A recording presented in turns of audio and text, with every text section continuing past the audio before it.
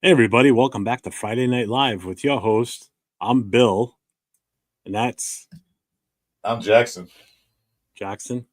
Michael, Wait, close. Tito. Tito, Nah, are you Tito? he does play bass, so maybe. Oh my god. So, what's new? Raiders training camp. Probably not training camp, but what they had those scrimmage. That's the only thing. Ready But for you know tomorrow. what, Chris? You know what? I think it's really, really time to start this show.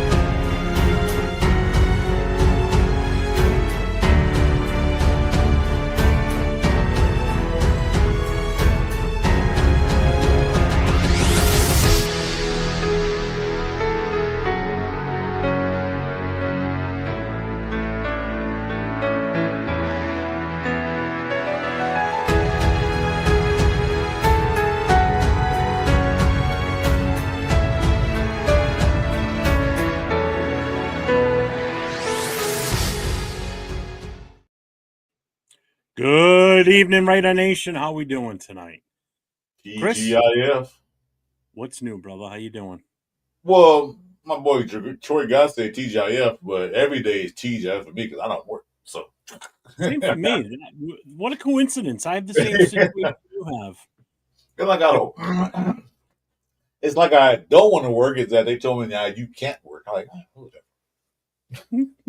It's like I'm okay with that. I'm fine. I've been working. I've worked all my life, so I guess I can take a break. Yeah, yeah, yeah. Um, Feels like it's been a week, or a month, but it's only been 4 days since you and I have been on together. It's been a You long avoid. week. I think you're avoiding me. Well, that's part of it. I did a good job though. You do a dang that good job. You know my phone calls. I I mean, even sent. today was the first day you and I talked on the phone all week. I even sent the carrier pigeon out to send you a message, but I guess he didn't make it there yet. No, I've been kind of no. What it was, Jeff. I know you're busy getting everything set up for that first game, so I kind of like let you be. You know, I know you're busy getting everything set up, and you do doing a great job of what I can see. So I just like left you alone. I wasn't stalking you. I've This week, next week's a different story. been working my ass off for this thing, man, and it's so far so good. Knock on wood. Knock on wood if you're with me. John Gruden. Well, it's not real wood. It's kind of pressed particle wood. I guess that counts. Well, let's start this off right. Let's check in with the chat, see who the hell we have here tonight. Starting this off, we have My Two Senses in the building, Hey, what's up, brother? along with Detroit God. What's up, Detroit God? My man, you coming in tonight, Detroit guy? Dixon Sider is here. What's up, Dixon? You coming in tonight, Detroit? Let's see. Raider Paul is here with Raiders. Yeah. That's the stuff right. Skullworths. Raider. Nah, I'm a Cowboys fan. Huh? Well, you know what? Welcome. You're respectable. No hard feelings. No one will be kicking you out, but we'll see you on Monday night in a few weeks, and we'll kick your ass then. We don't reject other fans. You know, some people make mistakes in life, but you know, it happens. Diesel is in the house. What's up, Diesel? How you doing, brother? Let's see. Who else? HYJ, hello. How you doing? Hey, To the channel, welcome to the show. Hope you enjoy. Anybody that's new, if you like what you hear and what you see, make sure you hit the subs for both myself and Chris. Hit the notifications and give us those thumbs up. It helps with our algorithm, helps us keep giving good content and entertaining the masses, as I would say. Like I said, I get that right now. I'm at 100, 205 away from 500. And I said, I promise I will do a giveaway. Don't know what's going to be yet, but it's going to be a giveaway. He's getting there. He's getting there. Yeah. We're working on it. When I get there. Steve DeLune is in the house. What's up, Steve? Hey, Steve, what's going on? Money Chuck. Money Chuck is here. What's up, Money Chuck? How you doing, brother? Diesel says, a Cowboys fan. Have you been gay your whole life? Ooh. Diesel, easy. Diesel, easy now. He's in here, so let him enjoy the show. Maybe he can change his mind. We'll make him a Raider fan by the end of the day. We'll win him over. We'll convert him over. Yeah. HYJ, I'm in South Korea. Well, welcome. Man, beautiful place. So, it's been kind of, I'd say it's been a quiet week in a way. There's been no roster moves as far as bringing anybody else in now, other than what's his name? Well, no, he came in before. Did he come in before we played, or no? That was this week, wasn't it? That other defensive back. That was after. That was after the game, right? Yeah, it was after. I don't remember. Like I said, every day blurs into one for me right now because so many. Yeah. I mean, my battery on my phone, I got it plugged in right now because it was down to like 20% today. Because it's just constantly on my phone. Well, Pete Carroll said we ain't done. Pete Carroll said we're not done yet. We're still working on things. So that's exactly what he need to do: work on things, get things right. Because after that, promotion time. Yeah. So remember, this guy runs on Duncan. Well, after that social media nightmare, what happened in Seattle, man, everything kind of calmed down now. Now we're doing scrimmages with the 49ers. So, I mean, the reports out from camp from different content creators I saw commenting that were actually there. So I take more respect in what they say about it because they were physically there and saw it firsthand. Definitely said that the offensive line was playing better together the last couple of days. Yeah, I heard that too. Tomorrow's the day. We'll see if they've improved since last week. I mean, they can't get much worse than what they were last week. Let's put it that way. So the only way to go was up. Yeah, they can't go further down than that. That was a horrific showing. I had a couple of bright spots on the offensive line, a couple of good ones. Like your boy Lucky Tassi, man, just pancaked the heck out of that dude. But you know what? As I watched 805's show, I didn't notice that after he pancaked him, he pointed to him like, "Yeah, like he's like, yeah, bitch, stay down." That was pretty good. Yeah, that was good. And like I said before, I respect 805's show because of the way he breaks down the film and gets in deep on it. Yeah. I'll tell you what, anybody that's a content creator or a fan, make sure you watch that show because it enlightens you so much more as to, what goes on with the team than you would expect instead of just sitting up here talking and, or just jumping on live just to be on live. Watch other content creator shows because you pick up on other things that you would have missed.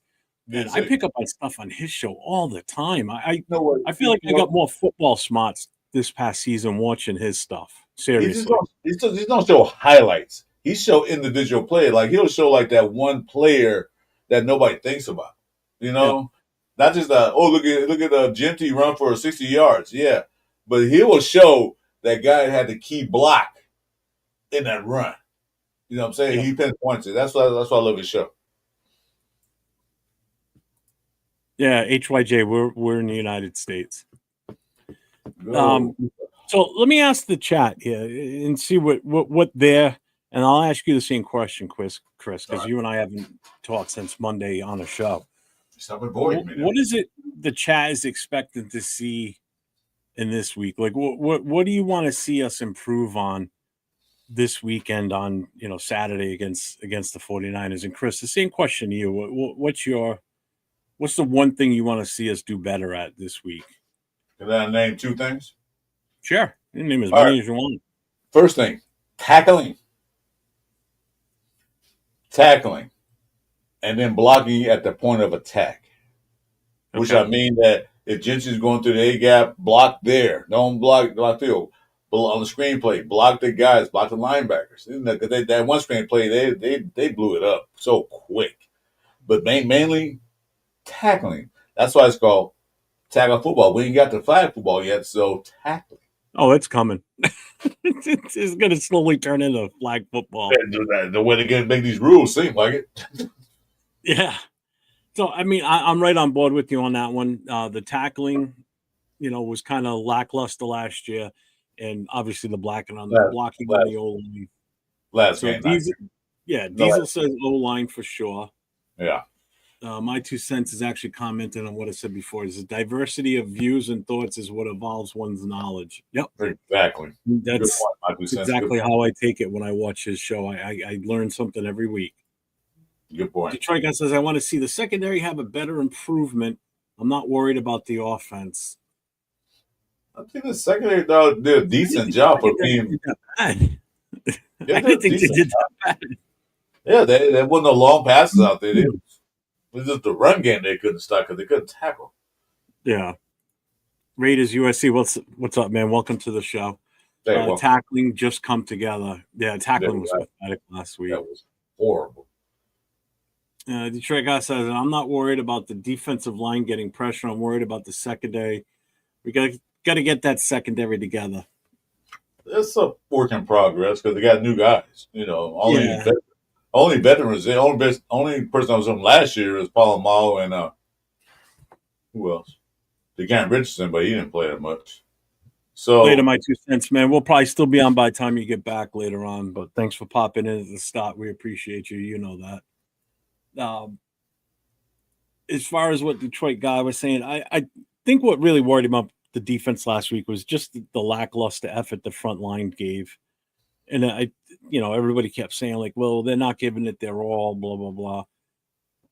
All right. I can see Max maybe kind of going through the motions, but it's like, Kuntz, you've been out of this game for, a year and a half, almost 2 years. Come out and show some tenacity. Like you want to be here and, make some plays, like prove that you're as good as you think is everybody thinks you are. That's kind of what made me a little nervous watching that defense. Well, you just made a good point. He's about a year and a half, so he's probably still getting off the mock balls in real game action. I know he's in OTAs and all that stuff. Plus, he couldn't really practice like he wanted to because he had a heel. So I say, give him a couple of games to get the speed and his move because he still kind of had. Jeff, when you get hurt, you told me I never got in there, had an injury like you had, like these players had.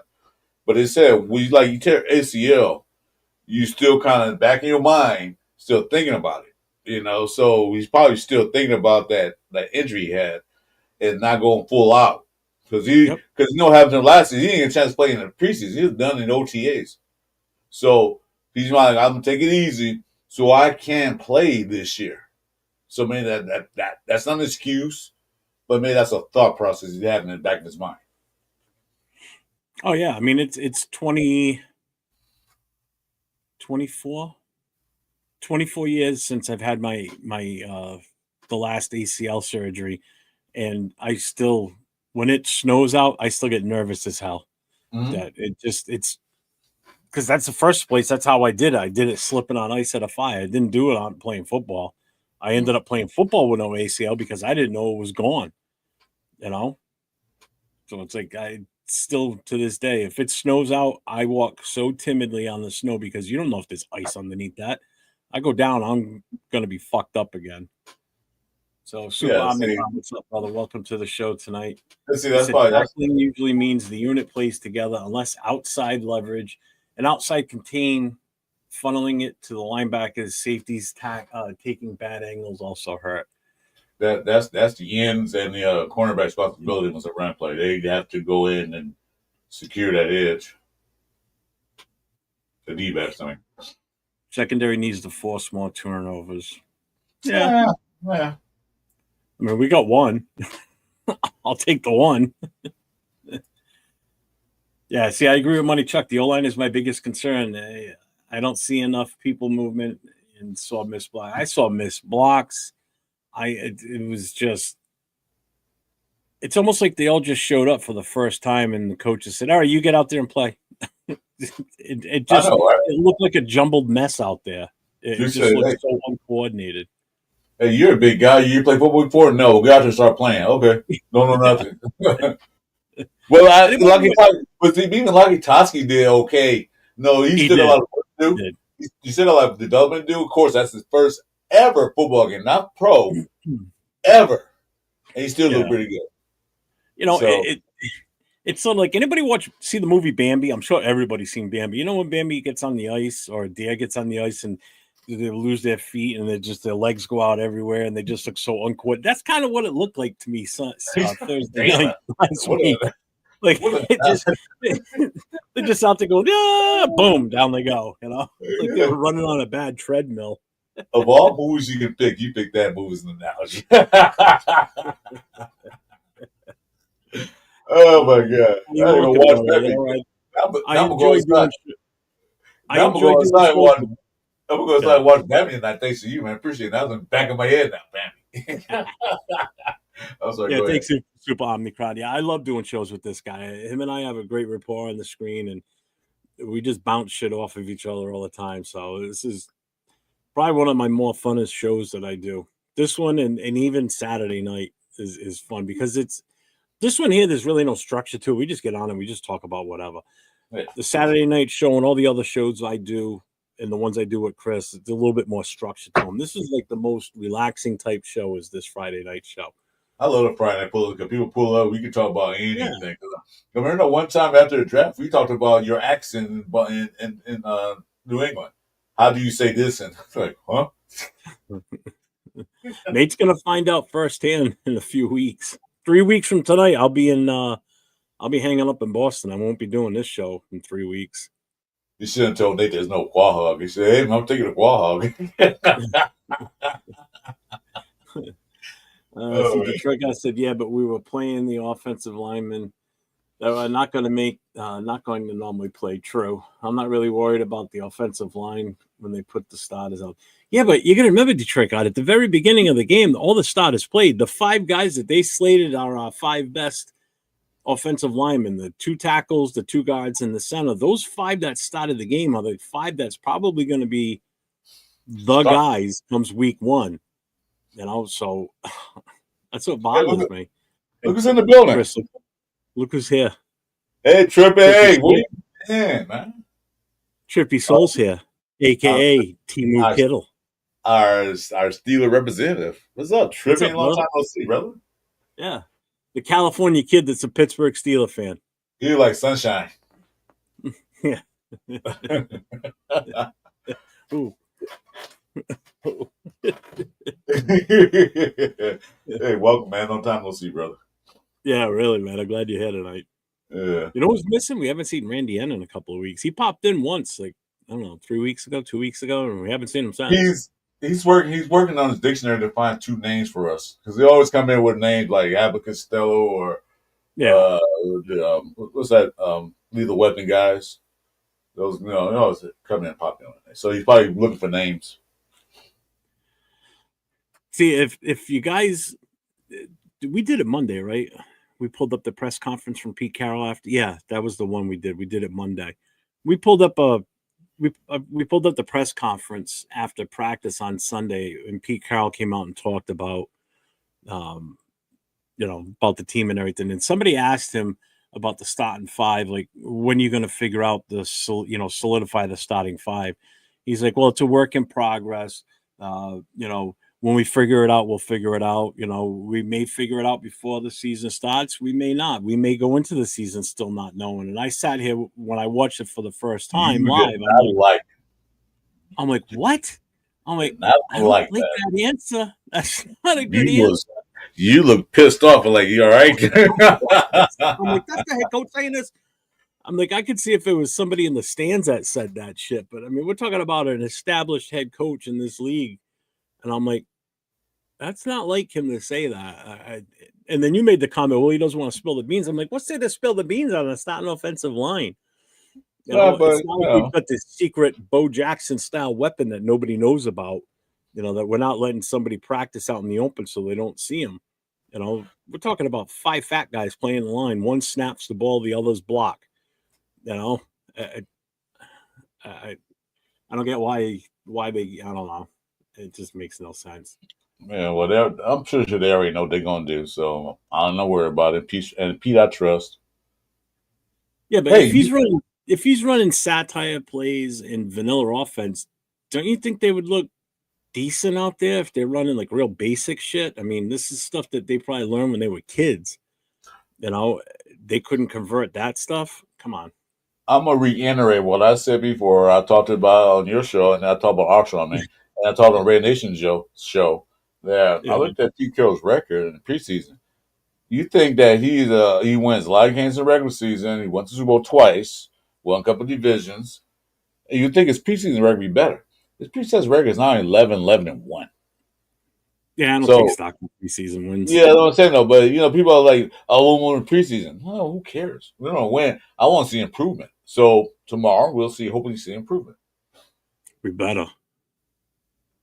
I know everybody was saying it this week that have been at the practices, so it better be better than last week.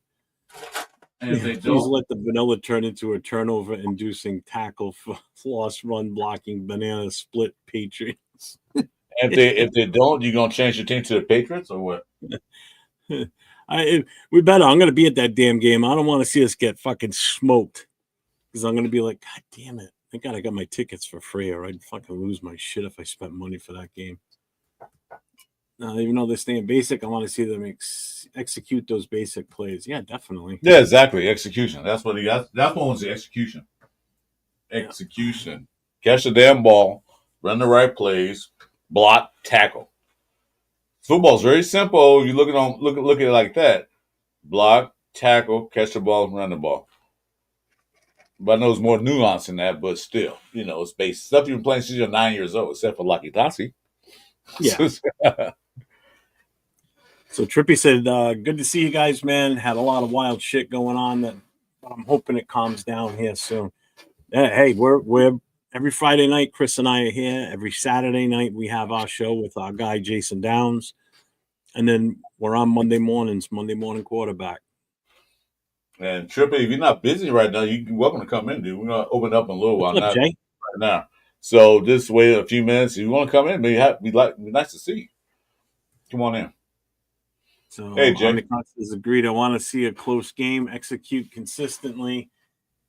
But it is the opener, very important to win. Simple things, Jeff, do not want you in back. Yeah, really. Because you know what it is? If we come in and we get fucking smoked, I'm never going to hear the end of it from my friends around here. They're just going to lay into me. And then the only thing I'm going to be able to say is, well, we'll see you next year, when we come back here again, and hopefully we don't get smoked again. I hate that. Next year. No, this year. We get together. Yeah, I mean, I'm hoping they gel and get their shit together, but until kickoff tomorrow, we won't know anything. So, I'm just curious to see how we respond to last week's game, and how we respond to how the coaches handled practice this week at the joint practice with the 49ers. It should be good. Better be good.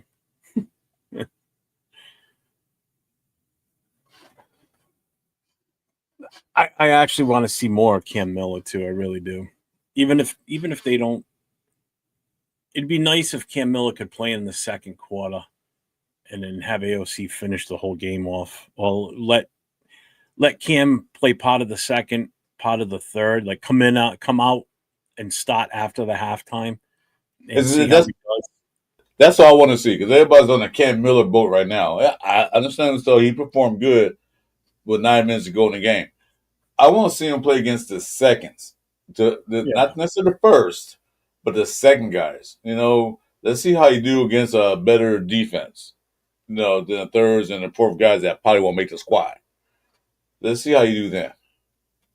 But with the starting lineup or the secondary lineup, put him with some receivers, put a running back in there, and see how he does.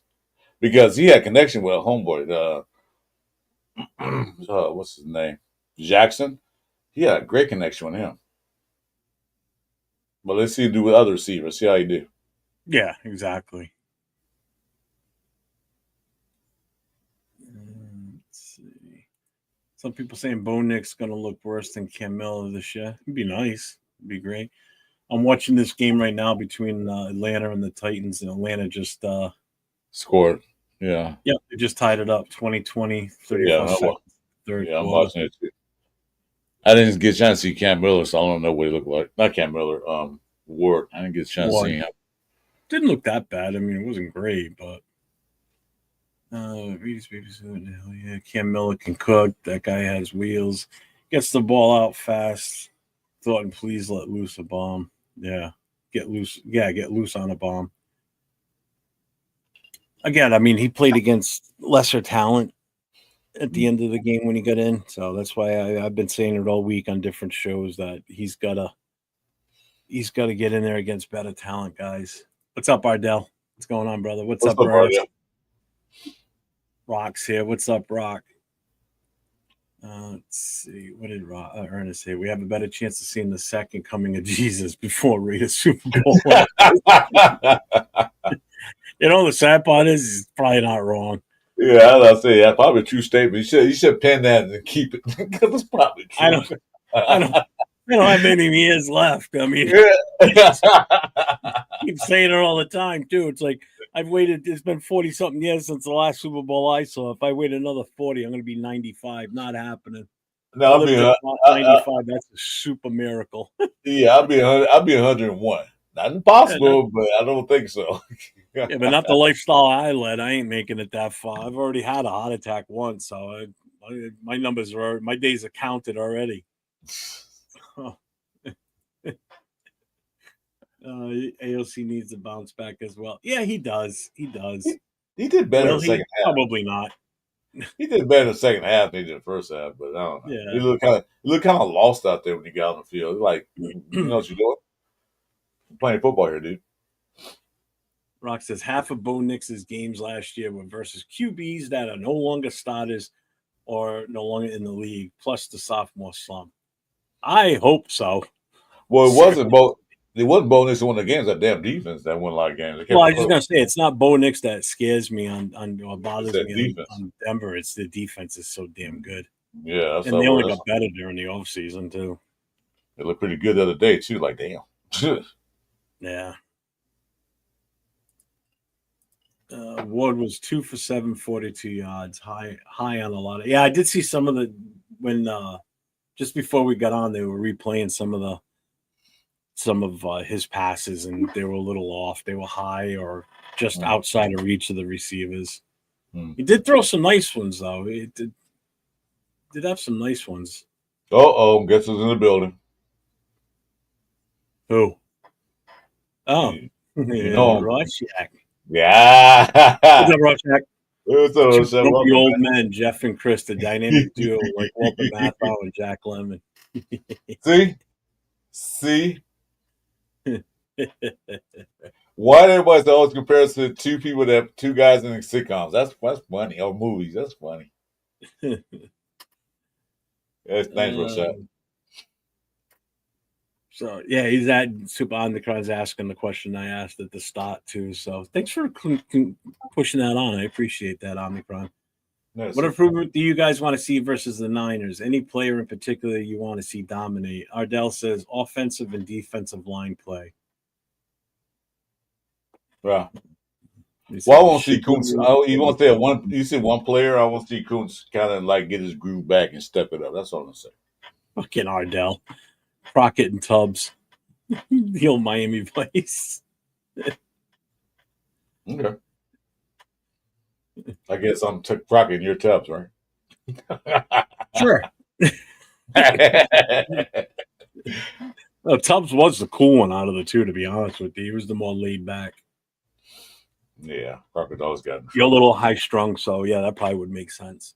I'm not high strung.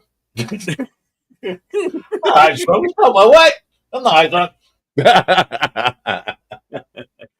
Jeff is Yeah, tough. see, I don't even say that Jeff is tough. Hey, is that a fat joke secretly? Take it as you want it. Wow, Chris. All right. All right. I have a My lot of drink respect stood up. for you both. Keep up the amazing work. Thanks, man. I appreciate that. I Hey, we appreciate try that. our best, man. We try and entertain the masses. And I like to think we do a good job of it. I think we do a Again, this great is job. fun. If I'm not having It's fun, I fun. wouldn't be here. So, Like I said, this is fun for me. I like talking with Jeff. Great guy. I like talking to the chat. Sometimes they say things that are outrageously funny, and I like it. it makes one of us. Well, there's certain guys like Oh, I Roshad. don't like talking to you. Is what I meant. Sorry. I love talking to the chat. If I could sit here alone, I would. Okay. See ya. Well, that was easy. Where's my easy button? That was easy. He's not comfortable in the scheme, but Cam Miller looked perfect in sync. He was a Brady suggestion in the draft, so I really think he's going to work out. We'll see. Well, I hope they would develop him, not push him out there too early. Let him work out. Let him learn some things. Because don't rush him. Yeah, you rush him too fast, and he has a shitty start to his career. You're going to kill his confidence. That's what Brady said. He had mentioned that a while back that players coming out of college shouldn't start right away in the NFL. I mean, college players, quarterbacks shouldn't start right away in the NFL because there's a lot of things they have to learn. And he said doing that, they get shell shocked. They get, like you said, confidence get broken, and they're not the same player. So if Brady's gone, not gonna allow Cameron unless it's an absolute emergency with both players are down, AOC and Geno Smith. He will not let them allow them and say nope. He has to sit for a couple of years. Let him learn. So Jay answered his question. He goes, "We need to have a better tackling for sure. Mm-hmm. Agree. O-line needs to perform better also. Correct. Mm-hmm. I would like to see Jamal Adams dominate. He's really exciting to watch. There's nothing I disagree with in what he said. I'm 100% on the same page. I didn't even mention Jamal Adams earlier, so I'm glad he brought it up because nobody even said his name earlier. I want to see him just improve on what he did last week for sure. I think he's got that chance this week. No two ways about it. Mm-hmm. He's one I want to see continue the same game type of play last week. But I said this, I think, on the connection show the other night. I want to see Booker. I want to see him get more involved and get a legit shot here at tackle because he could be a shining star in this dysfunction of a team right now. Well, this is a chance. I shouldn't say dysfunction. I take that back. I shouldn't say dysfunction. Not no more. But last season was dysfunctional. This is chance now because he was on the bottom of the list on the depth chart. Now he gets time to now he can shine and show, hey, this is what I'm worth. This is what I can do. I like players like that who come from a team that didn't value him. Because another team, I'm gonna prove my worth. Now it's just you to shine. Jamal Adams, Jamal Adams to me, Pete Carroll gave him that spot where he can play free. You know what I mean? He can do linebacker and he can play like a little safety or for a strong safety. So I think he's gonna play free. You're like, okay, I can do this and that, but still play within the system. So I know. I get what you're saying, Rock, but we're not going to cut him or trade him until we know we've got somebody else. We can't go into the season with two quarterbacks. And I'm not counting Tommy Millott as stepping in as our third quarterback. I don't think so. If he makes the team, like now he's on the bottom of the depth chart. I think we're going to have to bite the bullet, and he's going to have to stay on this roster this year. Because as of right now, I would feel better with him as our backup unless Cam Miller shows something the last two games to warrant moving him up to number 2. But right now, I think AOC is your best option at number 2 on his current roster. I would not trade OC. I would not put Cam Miller in the number 2 quarterback in case like Geno Smith got to go down. I mean, goes down or something like that for like a little bum injury that I would not put him in number 2. I would trust AOC in that position. Then because if we do, you better pray to God that this kid is a miracle worker. Coming in as a rookie and just take this team to the next level and continue to win. Hey, Pigs, what's up? Welcome to the show. Yeah, no. Cam Miller looks so good in a preseason game, I do not want to take a chance of putting him out there too early. Don't blow his confidence up. Don't blow anything up. Yeah. I see, you know what? I honestly see Genty having a better game this week for sure. If the line is as good as everybody's saying it has been this week, then I see where he has some positive yardage. Like I'm thinking even like rattling off like a 25-yard blast or something. Well, he had one. The defense in the wrong set, and he just blasts one.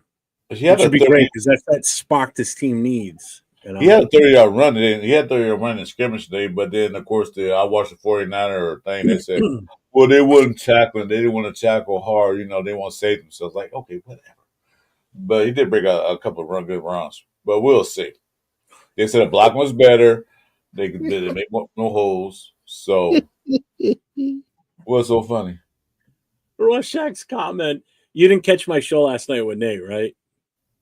About parts of it. What's up? So we started the show off last night. First of all, we started the show. Nate had no sound for like the first 5 minutes. Again? Nobody could hear him. Okay, they could hear me with no problem. Couldn't hear him. 50 minutes into the show, someone says, "How come I'm not seeing you on your channel?" To Nate. So for the first 50 minutes, Nate was not streaming to his channel. He was only streaming to mine.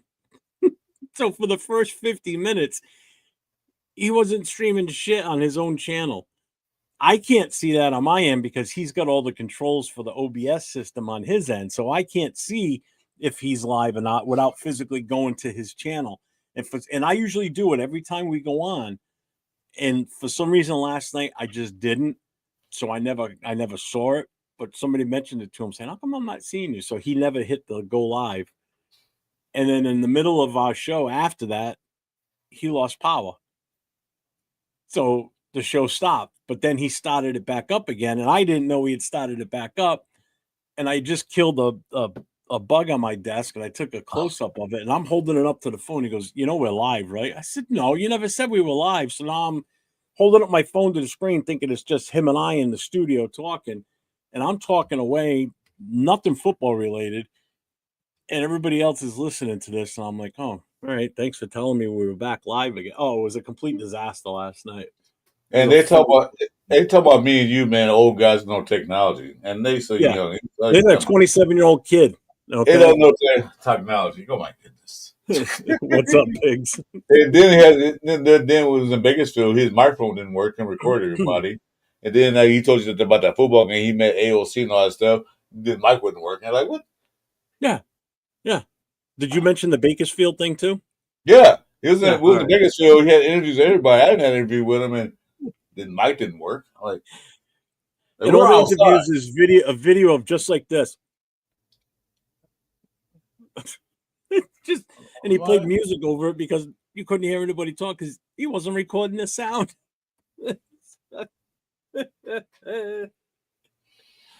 Oh my God. Hey, pigs, what's up, man? Welcome to the show, man. What's up, Charm City? I got to catch up with the chat. Hey, Charm City, what's happening? Today's practice is very important. Today's NFL is interesting to see who we can stash. Yeah. Kim Miller's been in big games already. He can handle it. They toss Purdy in there, and he's cool. Yeah. But I don't want to go that route. I rather save them, let them develop a little bit. Yeah, Jay, it was pretty funny. It was about the 50-minute mark. So if you go and watch, obviously you got to watch it from my channel for the first 50 minutes. Once you get to the 50-minute mark, you'll see him like, "Oh no." It's fucking great. What's up, we the people? What's going on? Hey, we the people, what's going on, bro? Yeah, Shanahan's a good coach. I will give him that. His father's a douchebag, but that's okay. We the people, what's going on? So, hey, we got 24 in here rocking with us on a Friday night. We appreciate you all. Don't forget to hit that thumbs up, hit the like, hit the sub if you're not subscribed to either myself or Chris 4 Raiders podcast. I'm 401 Raider Jeff. Make sure you hit the sub and the notification because a lot of times Chris and I will sometimes, especially now that the season's going to be here soon, shit happens during the week, during the day. Player gets cut, player gets picked up. someone gets injured in practice and it's a big name, Yeah, we'll be popping on and talking about it immediately instead of waiting for the next show. Okay, so it's like the 40-minute mark. I think it's time for him. I want to come in, let him in. So I'm going to go ahead and post it. Yeah, so for it, right now, it's that time. This is a pull-up show. Everybody's welcome to come in. I'm going to post it right now. Yeah, Rorschach, you're right, too, because he even said that last night. He goes, I got a Post-it note thing here that tells me what I need to remember to check off and do before we go live. He goes, and that's on there, but it's a different color. I'm like, well, then you need to make it a different color that you see. They call Post-its. Yeah, put a Post-it on it. No, I think it's like an internal thing in the system. Like is it?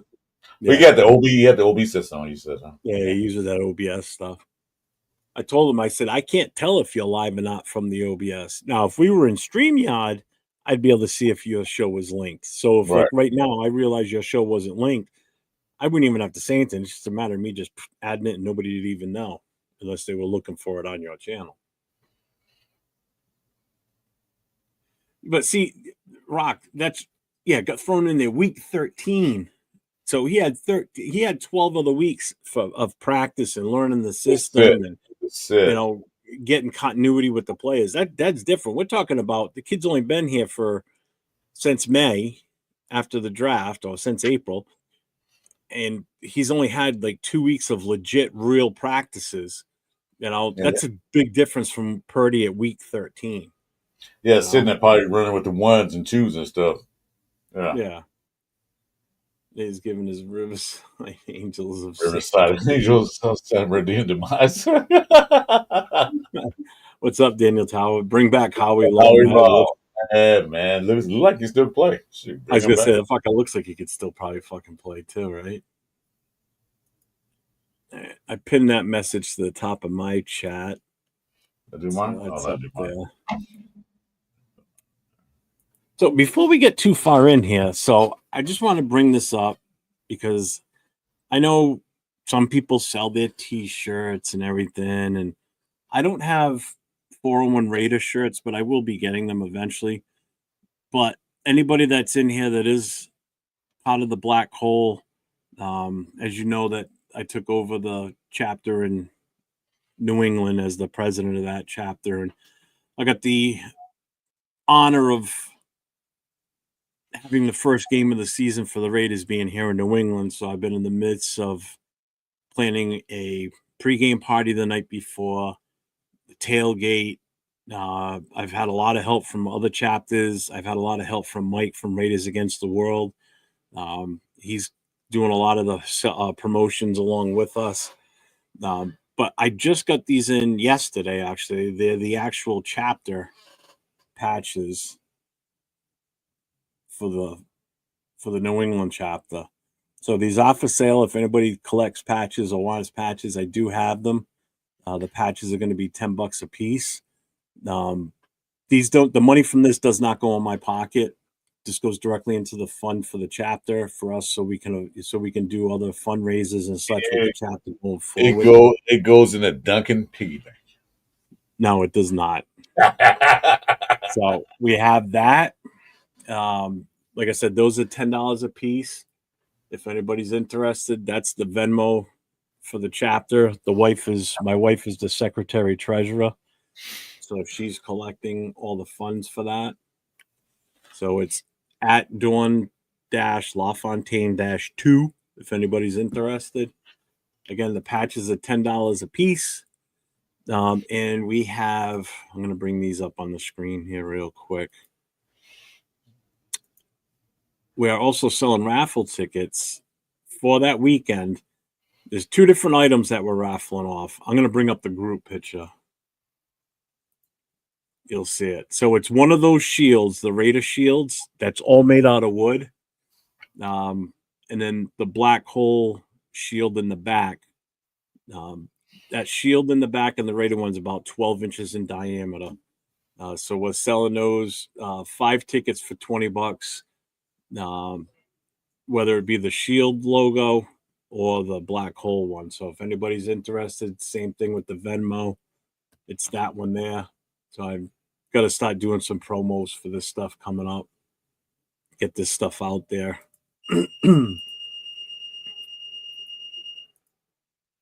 Get that off of there. Where'd Chris go? Chris disappeared. Oh, I'm here. I gotta do something right quick. Look at me 1 sec. Didn't tell us says bring back John Madden too. Well, we had to dig him up, but yeah, we can bring him back. Yeah. What's up, Sacktown? What's up, brother? How you doing? Okay. Sorry to go do something quick. Anyway, links in the chat, links on top pin of mine and Jeff, so you might want to come in, feel free. What's up, Bueno? Oh, Bueno! You got 87 days, you got 85 days left on probation, dude, so still calm down. The raffle tickets, Bueno, they're 5 tickets for $20. So you could buy 1 ticket for $5 or $20 for 5 tickets. Right? Did I say that right? Yes.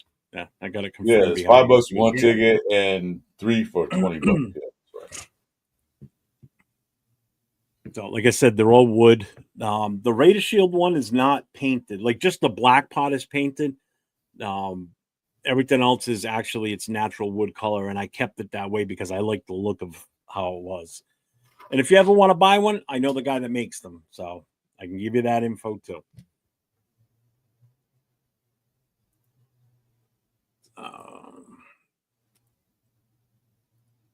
Solid creativity on the raffle. Get a bottle of Woodson whiskey in the mix. Yeah, we're working on that too.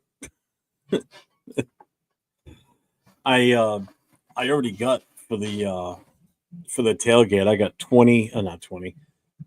I'm gonna get 20, but right now I got 10 cases of Modelo that was donated to us for the. Huh? What? Go to sleep. We got 20. 20. I said it again. We got 10 cases of Modelo donated for the tailgate right now. So we're not charging for the tailgate, but we will put a bucket out there for the donations because a lot of the stuff is still coming out of my pocket to, buy some of this stuff and hopefully just at least get enough to, replenish that. And then whatever's left over, the club makes. So, yeah, the official sponsor of NFL. the Black Hole. So anything we do Black Hole related, I have to make sure that we have Modelo there. So like if we had a party and it's a Black Hole party and say Chris is there and he's holding up a Bud Light or a Miller Lite and I take a picture with him and he's holding that, I can't post that picture like on the website or don't ever worry about that picture. I don't drink Bud Light. No. It has to be, I have to make sure I'm posting us, him holding like a Modelo in his hand. So I drink Modelo. Actually, I drink Modelo. I drink Modelo Dark. To be honest with you, that's my drink. Or my beer. Well, that's the other thing too. The pregame party Saturday night, we're gonna have all the different options available too. She's gonna be. They've already got Modelo on draft at the 2 bars inside the facility, inside the restaurant. But she's bringing in cases of all the other flavors and make sure she's got enough on hand. Yeah, I drink Modelo Dark, so I ain't no problem with Modelo. Yeah, I'm working on that, Pigs. I haven't had much response back from them. I might have to reach out to have somebody else contact them that has a better connection. So far, my connection's not working too good. Make sure you get the grape Kool-Aid for me. I know what that grape Kool-Aid is, George, guys. You ain't fooling nobody. You're not fooling nobody. I know what that is. Detroit, are you staying in Boston when you come down here, or are you staying in Providence? Modelo's my beer of choice. We all know there ain't no party like a Black Hole party. Pause if necessary. Yeah, we're doing this one big. If I drink a Bud Light, I'll slap myself or I'm that broke. I hated Bud Light when I used to drink. I don't like Bud Light. If I drank beer, it would if it was drafted, it would be like Blue Moon. Or if it was like cans of bottles, it'd be Miller Lite. Miller Lite would be, I can't stand Bud. Modelo's okay, but it was never my favorite. No, Jeff, hold on a minute. I'm be back in the show because I have problems with my camera. It's not coming in clear. First time I ever had Modelo was when the wife and I went to Cancun. And it figures at a resort where everything was all included, drinks and food and everything. And I started ordering Modelo's. I started drinking Modelo's, and after like the first hour, I'm like, why the fuck am I drinking a canned or bottled beer when I could be drinking anything? I'm like, all right, finish that one. That's it. That was the last Modelo I had. That was like the second hour of being in the freaking resort. After that, it was Long Island iced teas the rest of the time I was there. That, or they have special, fruity drink, which was in this big ass glass, and it was all like a giant slushy. So I figure, what the fuck, man? If I'm already paying for this shit, I'm gonna get as much alcohol as I can. So Long Island iced teas, thank you very much. And I got slammed pretty much almost every day we were there. I was fucking shit faced. One point I had to crawl up the stairs to go back to the room. Literally, there were no elevators. 3 flights of stairs on my hands and knees, legit, crawling up the stairs. It was so bad. See, I'm gonna have to talk to the ladies and find out. Yeah, let me know where you're staying, because we've got a whole itinerary of shit set up for that. So there's so many different options of stuff to do while everybody's there. Raider 49ers game not showing until 3:30 Sunday. Oh, really? Yeah, it'll be on here. It's on NFL Network here, so I'll be able to watch it. The ladies that I'm coming with, they are the ones who are setting up the show. All right. Bud Light is beer pong beer. Yeah, pretty much. Raider ladies are fine as fuck. They're not Raider ladies. They're pretty close to it, though. Oh, they make it rain, ladies. Okay. It's fucking too much, man. You're funny. Modelo, Sierra Nevada, Pale Ale, Coors Light, etc. I can't do. My son likes Coors Light. Actually, he likes that Coors Banquet shit. No, I can't do that stuff. I like a good Jamaican rum, high proof. Yeah, you're not wrong there. Modelo's up for experienced drinkers. Rock, I remember Harbaugh had to go back to the NFL after that. Still got that national title before he split. Sacktown, what's happening? What's up, Sack? Where is he? I thought for sure he would have come in. Chris, what are you doing? You're muted. It's just my camera. I don't know what's going on with it. It's not coming in clear. One time I got so drunk off mixed drinks, I woke up with my shit as my pants. Oh, shirt as my pants after that. Never again. Well, you're talking about drinking days, so I'm letting you talk. So have your fun. They want the Rams charges only for the SoCal market, so Raiders coverage as usual. Is the game on for you tomorrow, there, Chris? You have the NFL Network, right? I have everything. Oh, excuse me. No, I have that box that says, although delayed, I can watch everything from all over the country. Yeah, you were kind of delayed. But it's gonna be on Channel 5, a local network down here for the preseason game, so I can watch it on that.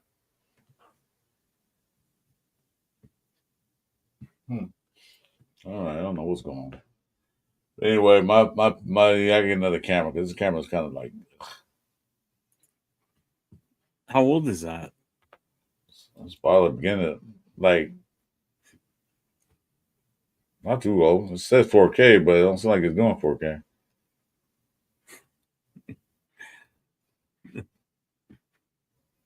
Let's see. Let me change the settings on there.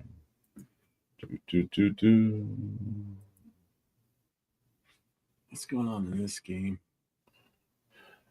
It's 23-20. Tennessee's hit the field goal. Just under 6 minutes left in the fourth. Atlanta's got the ball. They're down by 3.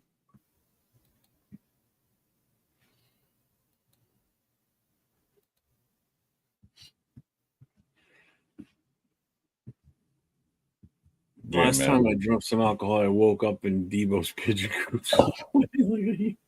Yeah, that's not a good thing.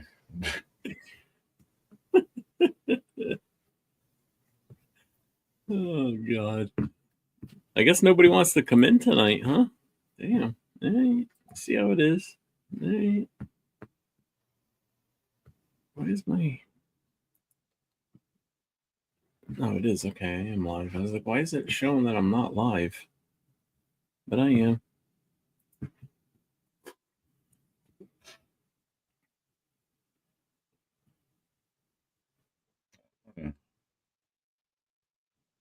It sucks. Anyway, I decided to go invest in a new camera. Let's see. Hawk Madman. What's up, man? All these Seahawks fan. You guys happy with Geno Smith? All right. So far. For right now, we haven't seen a real game, so we'll see how that works out. But I'm happy we got a veteran quarterback that can throw the ball and not throw interceptions or get sacked so many times. Yeah. So if the Seahawks play well against the Chiefs, should some of our worries be brushed off? That's a good point. Because that's what I said to Chris earlier. I said, I'm curious to watch that game tonight because I want to see how the Seahawks do compared to the Chiefs. With the Chiefs, yeah. Yeah, and if that's a good point. It's kind of what I was kind of getting at, but you worded it so much better. Oh, I didn't see this one from Omnicron. Hope you have a posse of Raider fans around you. Fandom travels well. I got the gun show. There ain't nobody coming near me.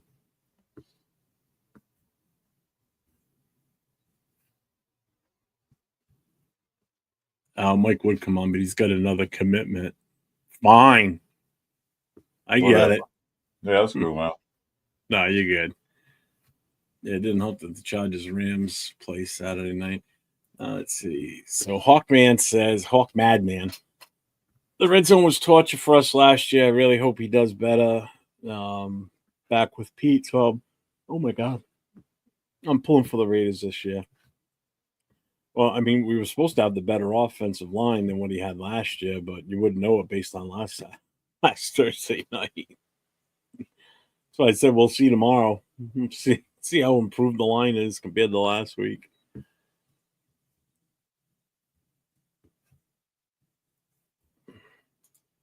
But see, that's what I don't get though, because he had a good running game in Seattle. He had good running backs. So a couple of them were hurt. I mean, he didn't have the offense. A couple of them were hurt last year, so I don't know how good they were. I didn't watch them, but a couple of guys. The main guy was hurt, so still they didn't protect it. They didn't protect him like they should. He was running around, and the red zone was terrible for him. He had like 5 interceptions. One was interception, but if you look at it closely, a couple of those were chips and by the receiver or the lineman. So yeah.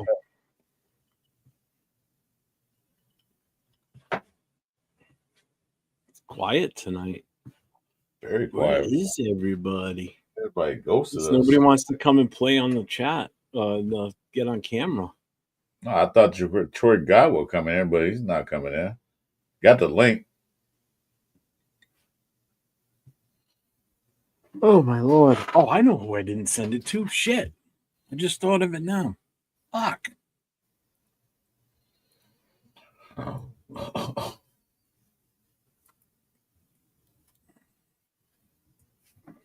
me text him. Let him know I just sent it to him. Totally forgot. I didn't send it to Chewy. Knew I forgot somebody. Oh yeah, if anybody does buy tickets or whatever, we will need the address because you don't have to be there to win. And if you buy patches, we need the address so we can mail them to you too. Forgot about that. She just reminded me. Where is he? Where is he? There he is.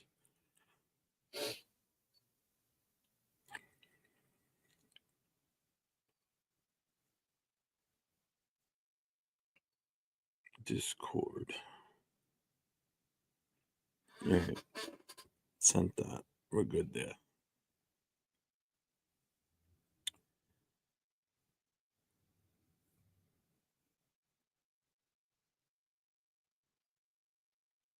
I don't see any news. Nothing happening.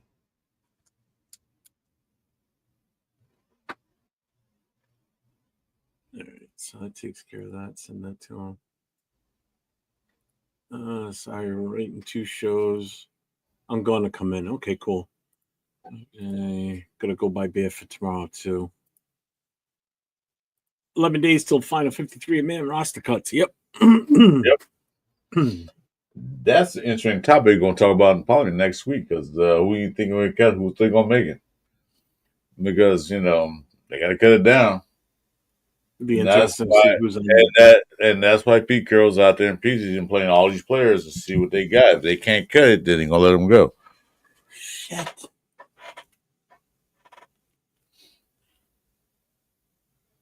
Yeah, O-line better show up tomorrow. Oh, it's going to be a long season. Tomorrow's game is make or break to make the roster. Can you put on the score tracker for the Seahawks Chiefs game? I don't know how to do that. I don't even know if that's an. I think OBS has it. I don't know if StreamYard has it. I'll find out right now.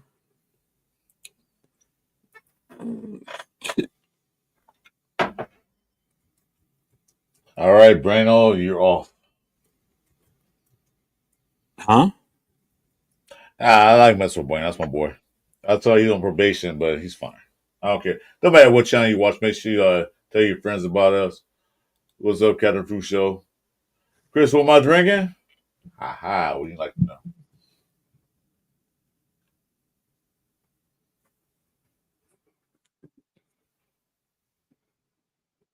Can you see that? Because the light's bright on there. Can you see it? What? No, what's going to ask what I'm drinking? I'm trying to show. You're talking to me. No, I'm talking to Pigs. Jack Daniels bonded. Special night for me tonight. So I have a special night.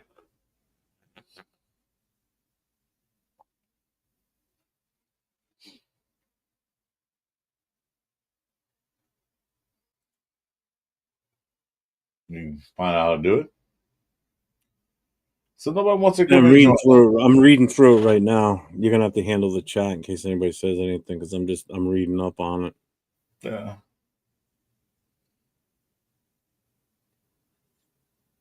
Yeah, that'd be a good show we'll do. The cuts. Who you guys think would cut? You already called one guy. He got cut. Was it not Brandon? Was that a Conroy? Let's see here. Do.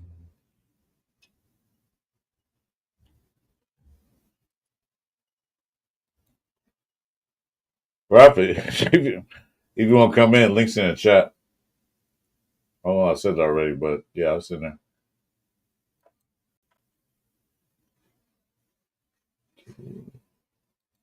We gotta look for something right quick.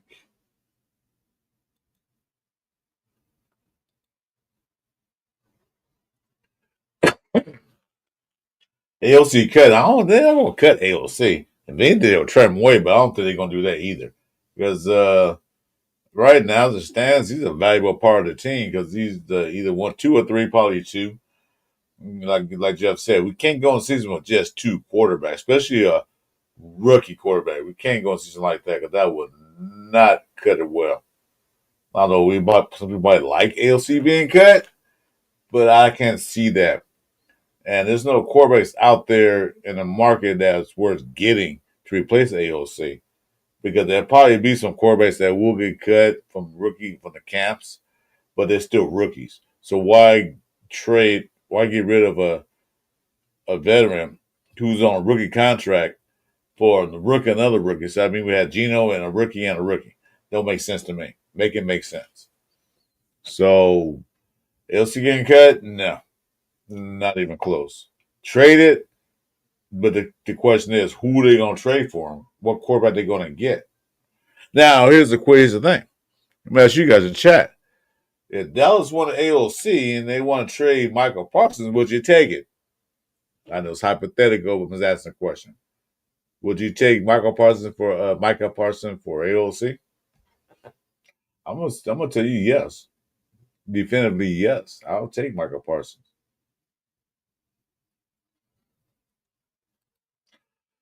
Yeah, better veterans that might fit Chip Kelly's schemes. Yeah, there's something out there, but I'm trying to think of who. That's what I'm looking at right now. What's the free agent market for the veterans? Said they want to do that, but I'm looking right now.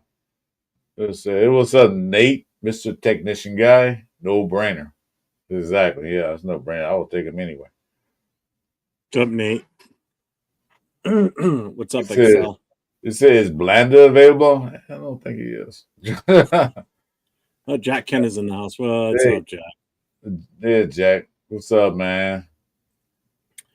No, I'm trying to read up on how to put a scoreboard on the. He's not sleeping. This looks like too much fucking work to do quick. There's no way I'll be able to. I'll have to fart around with something tomorrow. I'm just looking. This looks like it's too shit to set up on it. Everybody's talking about cutting AOC. I'm trying to figure, okay, what quarterbacks out there that will come in and do anything. Pretty much all the quarterbacks that worth anything are already gone already. So. Okay, yeah. So here's a choice, ladies and gentlemen, who's out there right now. So if you were to cut AOC, here's your list: Carson Wentz, C.J. Beathard, Jeff Driscoll, and Jake Fromm. That's your choice over AOC. I would take neither of those guys. So, no thanks.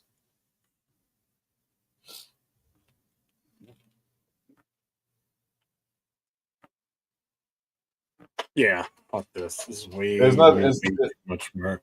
It's not the money, accelerator. It's not the money. It's who's available. I'm looking at the available free agents before the cuts. There's nobody out there. Like I listed C.J. Bernard, Beerharth, whatever his name is, Carson Wentz, Jeff Driscoll, and Jake Fromm. Now to run their names. So there's nobody out there we can get in the free agency. The money's no problem because these guys like $3 million to $225,000. So it's nobody out there worth getting rid of AOC who's still on his rookie deal, who still has experience with the Raiders and connection with the Raiders to go out there and get somebody new. So it doesn't make sense. So Rex Grossman. So I can't see that.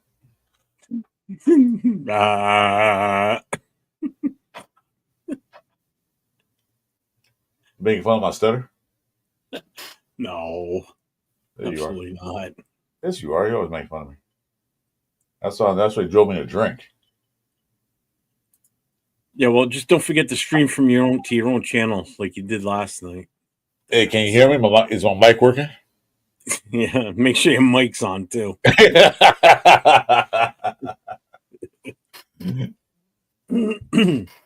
Can't believe that happened last night. That was absolutely hilarious. It was the funniest damn thing. Gruden one is appealing. Yeah. Fucking hell.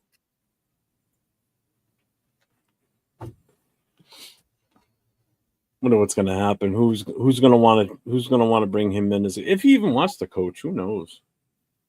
He may or may not. It ain't gonna be with us. I can tell you that right now. I'm glad they didn't bring him in when they said everybody's talking about when you head coach. I'm about Gruden. Like, yeah, no, not again. We already had that. Ardell, I'm rolling that Gruden grenade in just to hit Chris rant. Why did you not like him when he was here? First go around, yeah. Huh? The first go around, yeah, it was fine. The second round, no. I didn't like because I don't know. I was happy when he got here the second time around, but what he started doing, I didn't like it. I was like, nah. Yeah, the whole Khalil Mack thing and what we got for that trade and how we used it kind of shitty. He traded one of the best defensive players in the league at that time. Yeah. Oh, it's still a good defense. It's still a good defense. It's still let me finish. It's still a good defensive player, and he traded away for some draft picks that none of them worked out. They ain't gonna say that I literally met Khalil Mack. What the hell, man, dude? You're a head coach of Raiders now. You got to meet all your players. They gonna say I never met Khalil Mack. What's up, Geographic? That burned a hole in me that still burns today.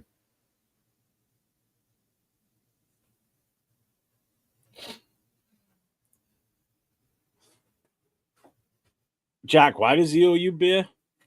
I know why. Yeah, Charbonnet's playing for Seattle right now. Sam Donald's playing. They're moving the ball already. Man, why Jack want that picture of beer so bad?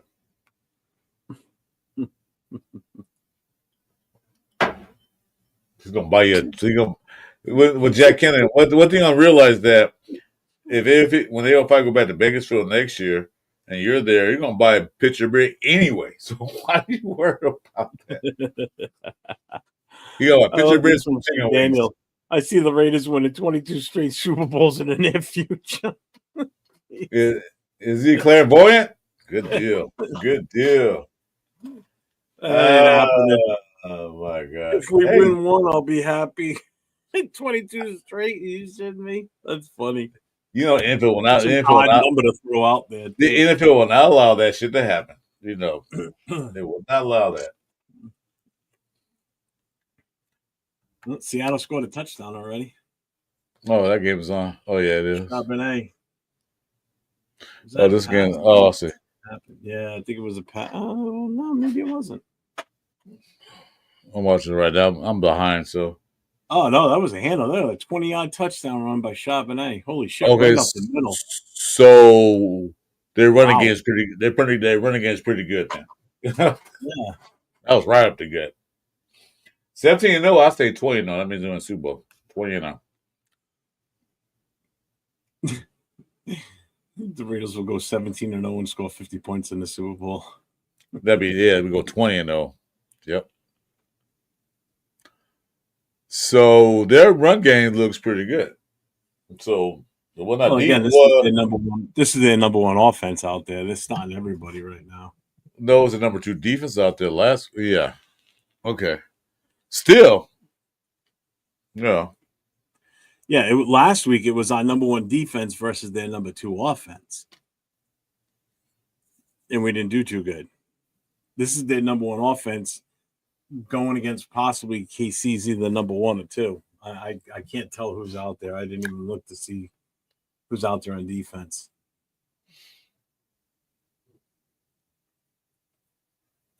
Well, guys, anyways, the PSA. Appreciate anybody's new to our channel, excuse me, Jeff. Anybody's new to our channel, welcome to our show. We do a pull-up live. There's a pull-up links in both me and Jeff's chat. You're welcome to come in and shoot the chat, or shoot the shit rather. Also, please do like, subscribe, and notify both me and Jeff's channel. 401 Raider Jeff, and mine is Chris Ford Podcast. Chris Ford Raider Podcast. I haven't said that wrong. But anyway, so yeah. Just hit us up. Like I said, if you want to come in, hit that link. We'll bring you in. So, Jack, that includes you, Jack. So before I go, I wanted to say, may your lights shine brighter than the stars. May your lights never be extinguished. God bless you guys. Thank you. I appreciate that. Thank you. That was nice saying. Popping in, man. I appreciate you being in with us tonight. Yeah, hit that sub button and subscribe button on your well, please, sir. That'd be nice. I'm trying to get to 500. One was there. No 500 for you. No, not tonight won't be. Let's 205 people coming right quick and hit it. Hey, you know what I mean when I say that? You know what I mean when I say that? I'm not going to talk anymore about it. I mean, you want to hit the 500, you can buy bots. Bueno, you always been sub to me, dude. What are you talking about? You're a moderator. Yeah, but he unsubs and subs constantly, I notice, because your numbers, whenever he's on, your number drops by 1, but before you get off, it goes back up by 1. So I think he unsubs while you're live, so to see if you notice it, so you'll flip out. Now, how come I lost a sub? And I see it every day. I see at least one that's sub. That's dedication, though. You gotta admit it. That's dedication to you and your channel. That's what that is. All right, Blaine. I'll take your probation now. You just on watch right now.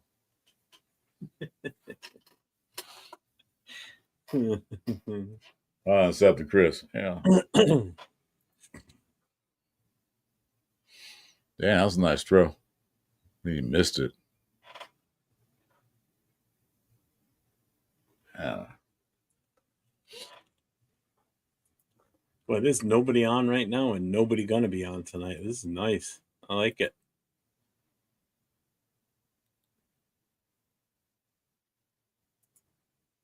Good one, Jeff. Let me help your channel too. Yeah, you unsub for me, you'll never come back again. I'll block him. I'll block him permanently. I'm gonna remove his status as a moderator and then block him. Raiders.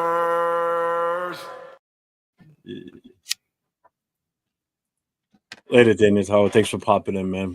Chris and I will be on tomorrow during the game. So if you're watching the game and you want to hear us, pop on in, man. Chat it up with us. Oh, you got your boy playing, Gardner Minshew. Let's see what he does. Is he? Yeah, he's starting. Not my boy. Why the fuck would it be my boy? Ugh. God, I can't stand Mahomes. Watching him on the sideline just irks. Just looking at his face just annoys me.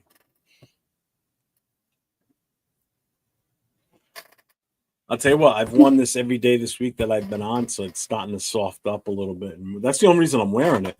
Well, not the only reason, but I need to break it in before that weekend. So it fits a little bit more comfortable. It's still kind of stiff. All right, Brian. You know what? This is going to happen, right? Let me go in here and move you. Why? What are you doing? You done sub my sub job one, so I'm gonna go ahead and stick him up a moderator. And I have faith in Brian because he's a good moderator, but did you just take it away from him? Yeah, I had to. What's up, AJ? Yeah, okay. What's up, Nada? Welcome to the show. AJ, welcome to the show. We'll still welcome you in. Nah, I'm down. The best is too damn nice. I love this thing. I did find out, I was telling Chris, I said it did find out that Sunday night after the game, that Scorpion Bar that Raiders Against the World set up for the after party after the game. I went to the FAQs to see what they had for a dress code. I'm fucked. I'm not going to be able to go.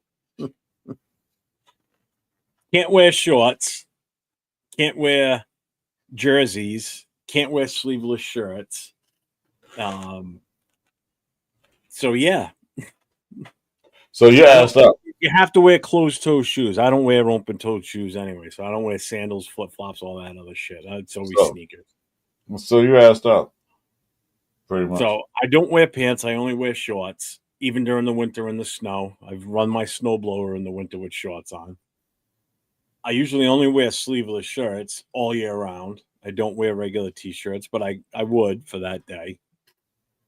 My biggest thing is the pants. The fuck am I going to wear? I got nothing. Yeah, it is, but it is smile to the ceiling because my couch is over there, my TV's over here. So yeah, smile to the ceiling. So I look up at the game. What the hell are you looking up at?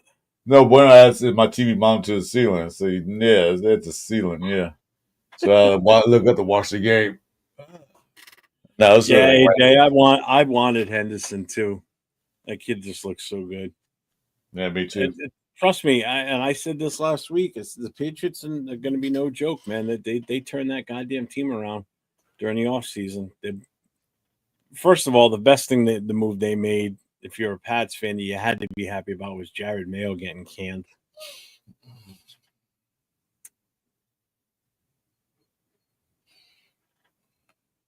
Because I wanted Vrabel in the worst way last year. At the end of the season. That's what I did. I said that's what coach. I said Vrabel number one. Yeah, and I was still at our game was still on, and the Patriots game ended, and someone at the bar came over to me and said, "Hey, Patriots just fired Mayo." I'm like, "Well, there goes Vrabel. That's the end of that. We have no shot at him now." Nope. It's like fuck. I I wasn't even thinking Pete Carroll. The players were in the shower room yet. They fired him. I was like, damn, that was quick. Oh yeah, people were still in the parking lot cleaning up from the tailgate, and he was fucking shit canned. What's up, Frank Weber? Hey, Frank Weber, welcome to the show, man. I can always trust Frank Weber, not like Bueno. I always can trust him.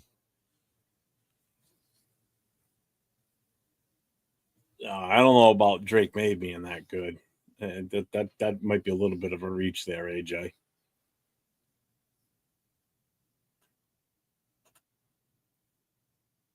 I'll give you the credit on the running back and the improvement on the offensive line. That's for sure. Jack, I'll send you an email. Oh, God. Jack, always special. Come on, Jack. Yeah.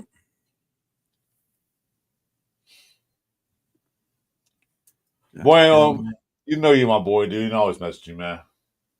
When the first day I did a show with Jeff, man, he was on my ass, so I haven't forgot that. On my ass? On your ass? For no, what? he was messing with me the whole show. The first two shows we were doing, he was like messing with me the whole night. I'm like, oh, he's messing with me for. So that's what I like about him. Nah, Brown, you my boy, man. All right, Jack, check your email. Hey, cool kid, welcome to the show, bro. Welcome. Well.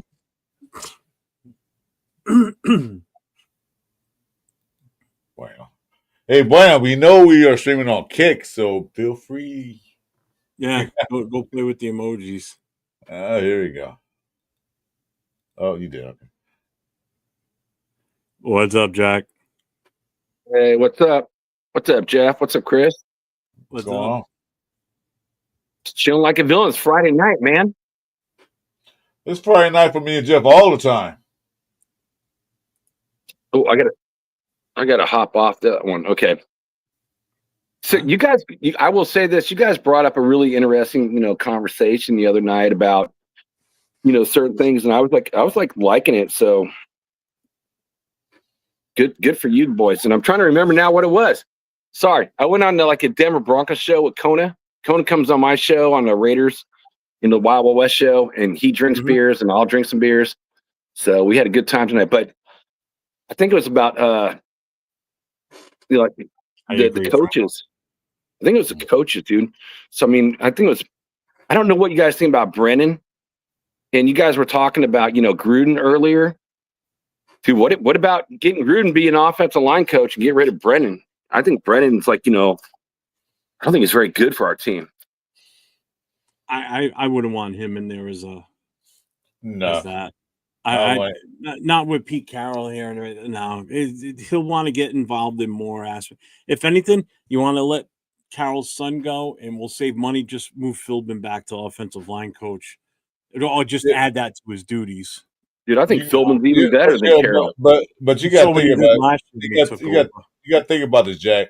Gruden has a very big ego. Him being a line coach, he will butt heads with Pete Carroll and Chip Kelly. He butt heads with all those guys. We don't need that. So that would not be a good idea. So actually, it just came to me. So other night, you guys were talking about rivalries and teams. So when I was super young, I'm 54. So when I was young, first year I saw it was 74. Last year that auto played on a black and white TV one game, and it stuck with me forever. And it's I look at the rivalries, and even when our first year our stadium was built and it was Kansas City and the Niners, I'm like, oh my God, you gotta be kidding me. Really? Both these teams in our stadium playing for the Super Bowl? And I had to choose one. I made a bet and I chose Kansas City over the Niners. So I'm just kind of curious, me as a Northern California guy, my entire, Chris, you get this, dude. Your wife's a Niners fan. My whole family is Niner fans. I'm the only Raider fan in the entire family. So it's I kind of feel like it's where you grow up, right? It's your community. You're going to school. You see the other kids wearing your jersey or maybe a different jersey.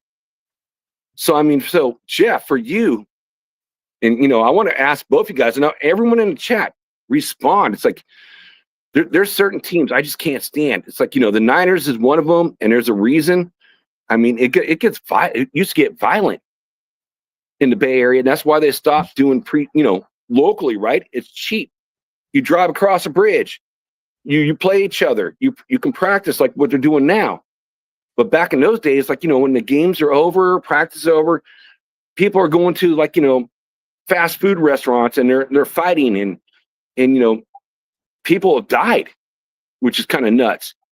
So yeah, that's a big reason why I can't stand the Niners. So I mean, what is it for your guys' teams? I mean, I get it. I'm a NorCal guy, so what is it for you guys? It makes sense that you hate the 49ers. I get that. See, for me, I think it was the question that came up either the last night on our show with my show with Nate, or it was Wednesday night when we were talking about the teams that we despise the most. And it would never be the 49ers for me. If I lived in that area, okay, possibly.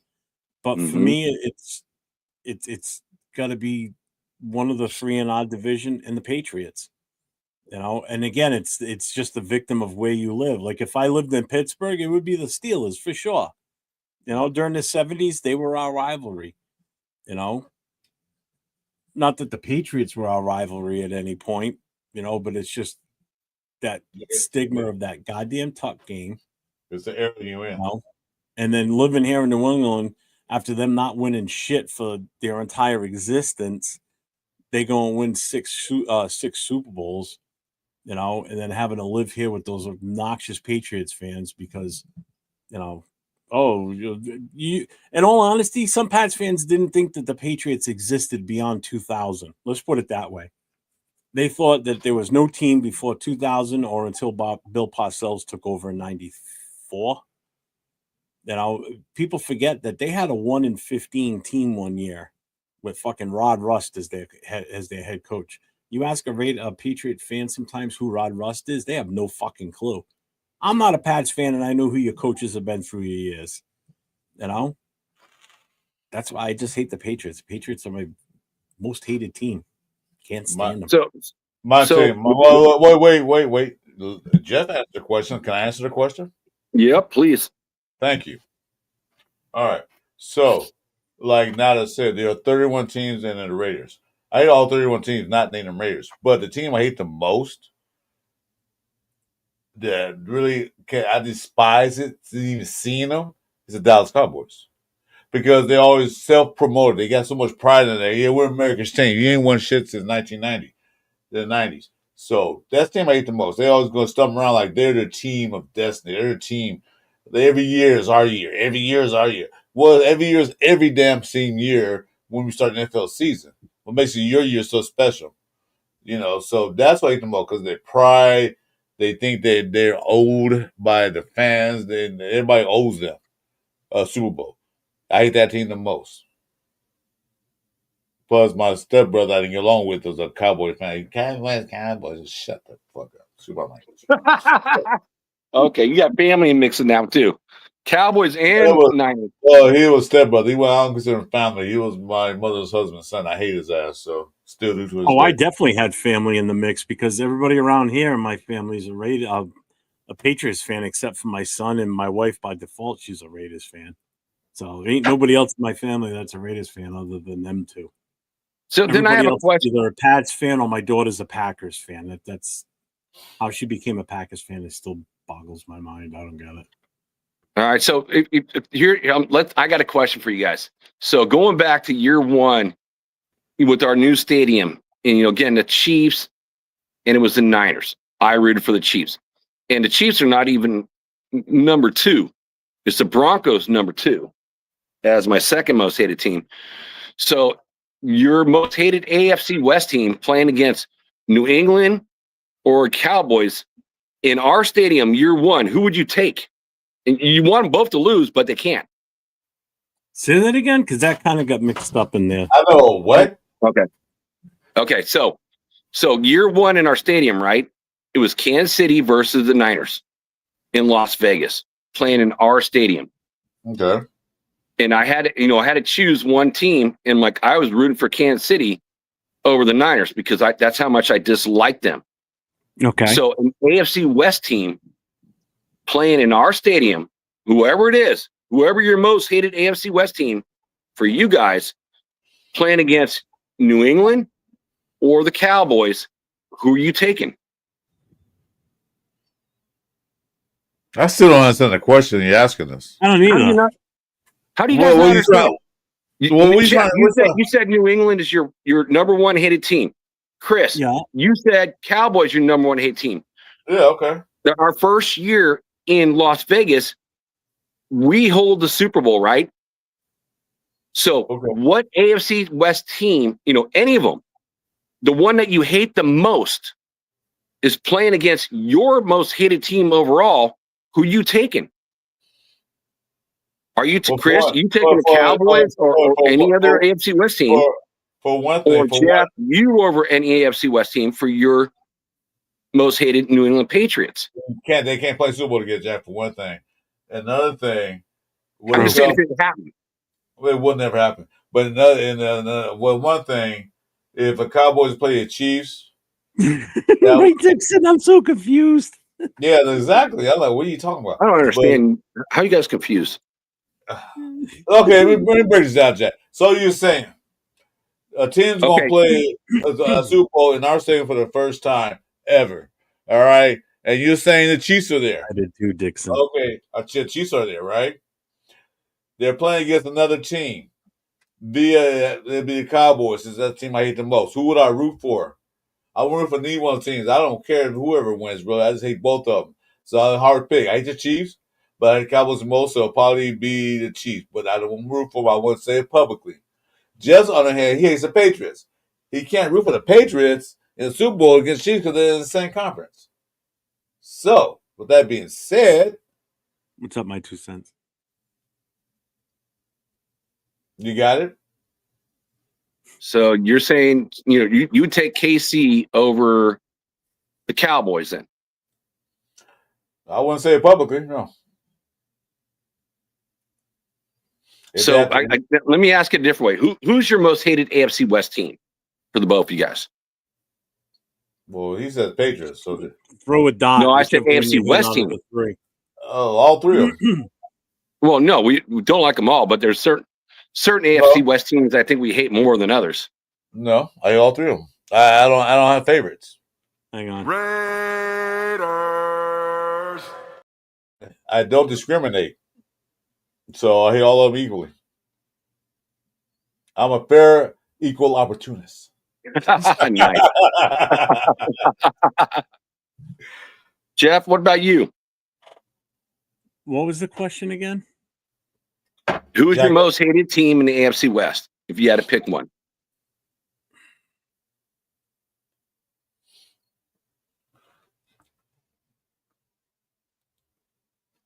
I'm going to go Chiefs.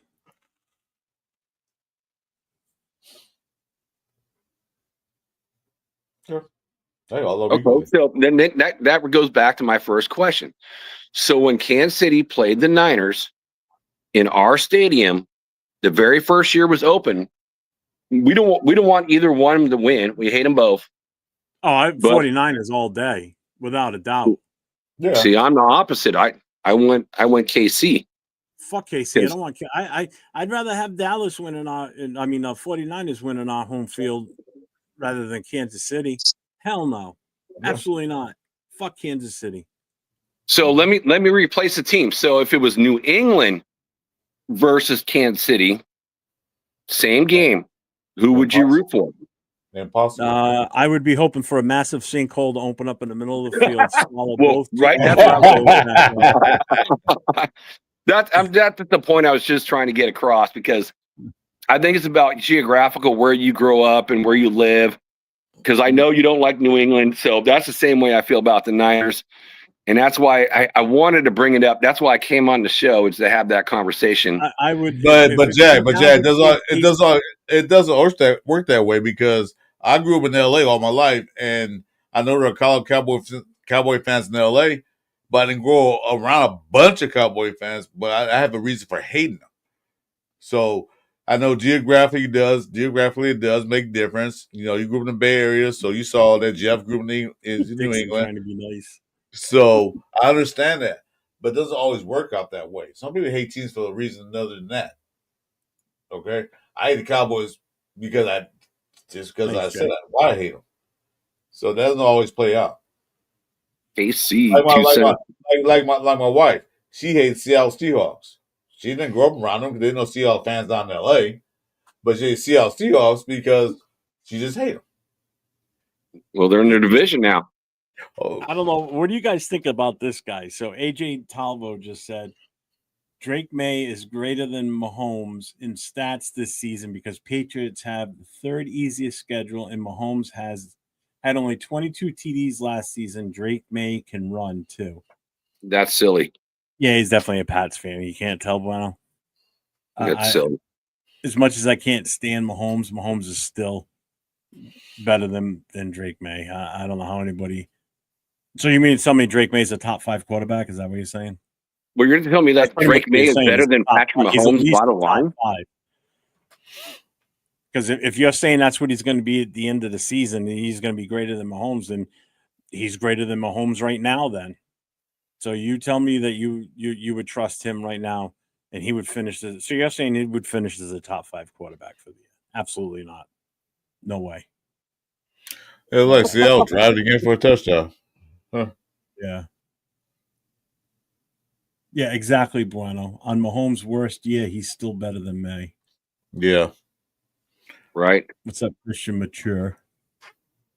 He's a Bronco fan.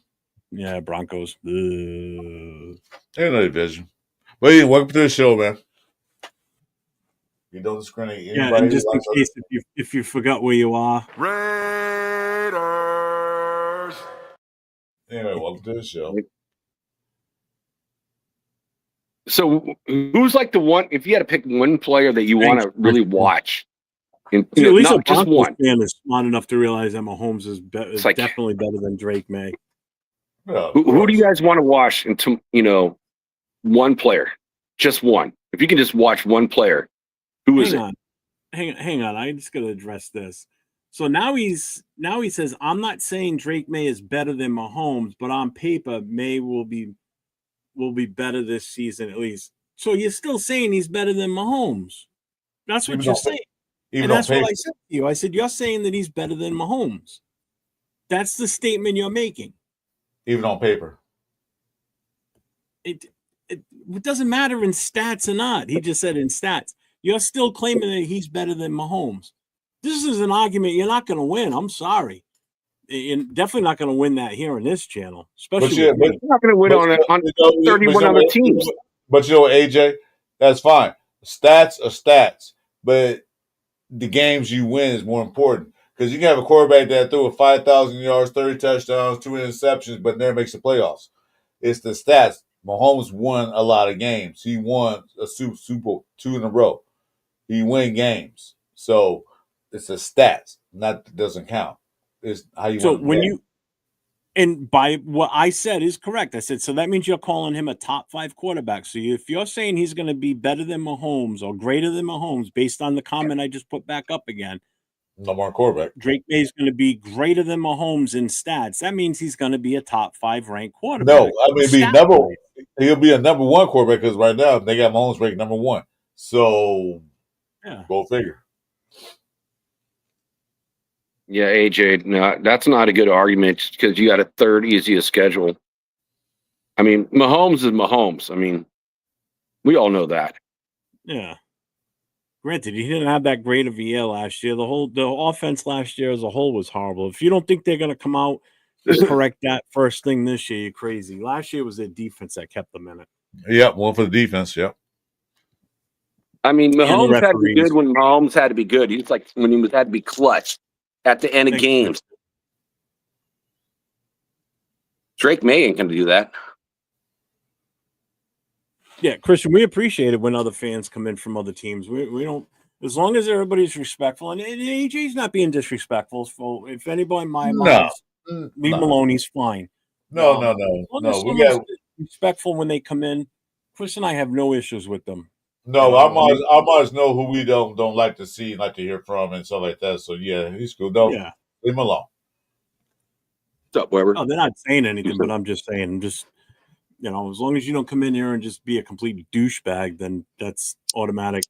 So I like Frank Weber said, made needs rings to walk through that neighborhood. Exactly. You got to earn it. It's only his second year. He has to earn the right to say he's better. On paper, yeah, he might have better stats. So what? He might have more touchdowns. But did he win anything important? Did he win? Did he go to the playoffs? Did he want to go to Super Bowl? Did he even go to Super Bowl? No, he did not. Until that happens, then you can start putting a category with what's his name? Mahomes. So he had a so-so year on a horrible team last year. Hey Jeff, do it. Pretty much what it is, Raiders.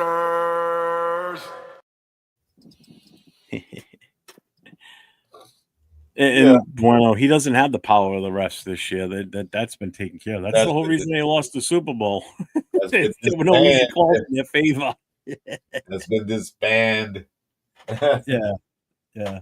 I mean, Jesus Christ, their 4 refs got demoted down to the college ranks. That's how bad it was. So yeah, that's how far they went down. College, damn. Yeah. They're gonna earn their way back up again, man. That's it. Mm-hmm. Well, football is definitely a team sport. I think about the history of football. I'm trying to remember the quarterbacks, Marino and Fouts. 2 great quarterbacks, but haven't won crap. Nothing. Exactly. Dan Fouts was a good one because Dan Fouts led the San Diego Chargers. He led the year against passing yards every fucking year. Yeah. And touchdowns every fucking year. But never got to Super Bowl. Actually, Fouts never played in the Super Bowl. Marino made it to a Super Bowl, but never got back again. And everybody thought that because he was so good that he'll be back again. Nope. The rest of his career. Wasn't that his rookie year? Yeah. Yeah. That's when the Redskins beat him. So imagine that you play, say, 17 years in the league, you go to the Super Bowl your rookie year, and then you never sniff it again for 16 years. That's horrible. There's some players out there I wish had the chance to play and win a Super Bowl. Dan Marino's one of them. Barry Sanders for fucking sure. I'm still pissed at Walter Payton. Yes, he won a Super Bowl. He played in the Super Bowl. He should have got that touchdown, not that fat bastard, the refrigerator Perry. That was a disgrace. Yeah, the fact that they gave him a rushing touchdown, and not Walter Payton, that's absolutely disgusting. Hey, Ken Allen was amazing. He got Super Bowl, but he didn't win it. Ken Allen was an amazing quarterback, but like I said, you can have great stats the whole season long. You can guide your team there, but if you can't win a big game, then that's a different story.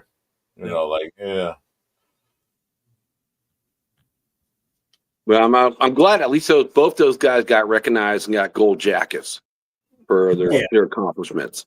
Oh, you had to. Yeah, because you got to remember when Marino retired, he was the number 1 overall quarterback record-wise in the NFL. There was nobody better than him.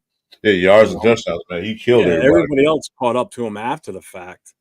After he'd already been out for a while. Yeah, he killed everybody in yards and touchdowns. He was like just yeah.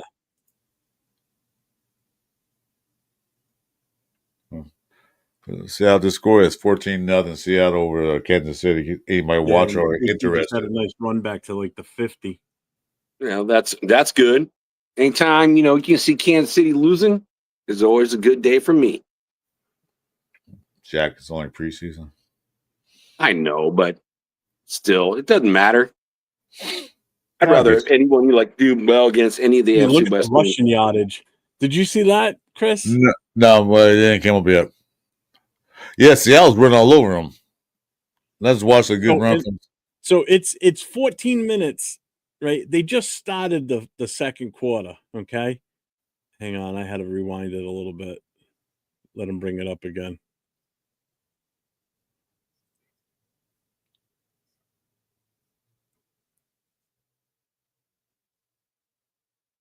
So second quarter just started. 120 yards rushing for Seattle, 18 for KC.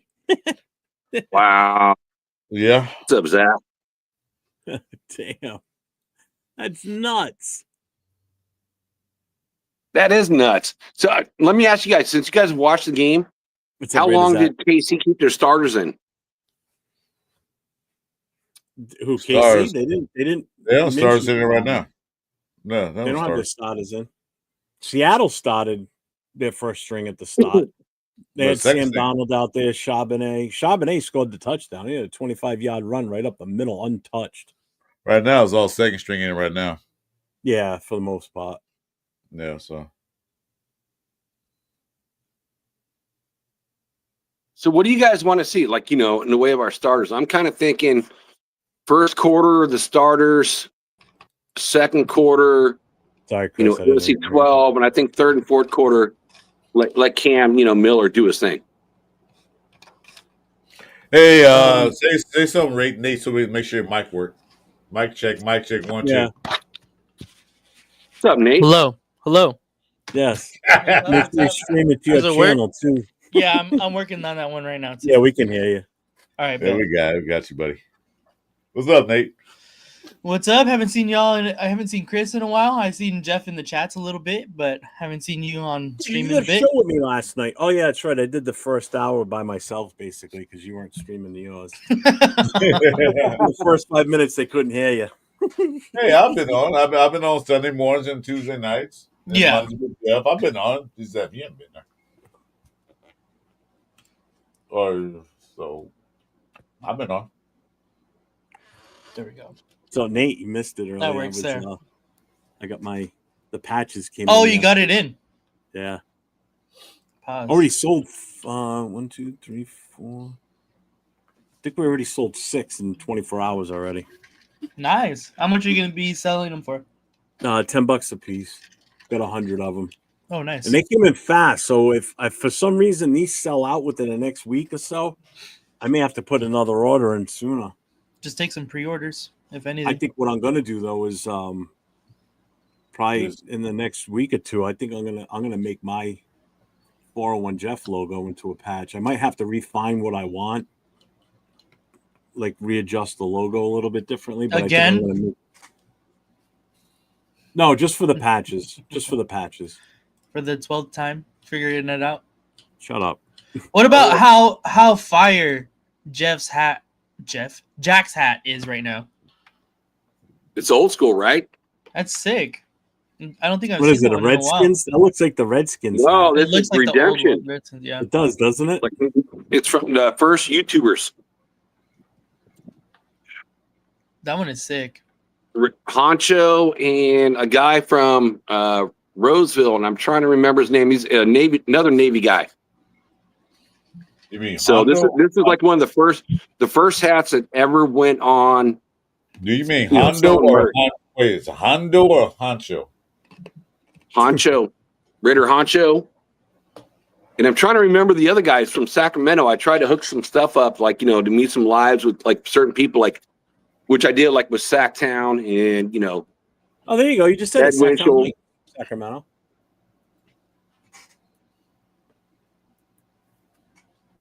So before like anyone else had merch, this was like one of the first hats that ever went on. Its first edition.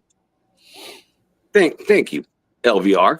Yeah. Well, that's definitely offensive pass interference, and they're gonna call that. Wow, interesting. It's the Chiefs. What do you expect? I guess. These are the Chiefs. These are the refs they haven't caught yet. Oh, they called it a defense though. Look like offense to me.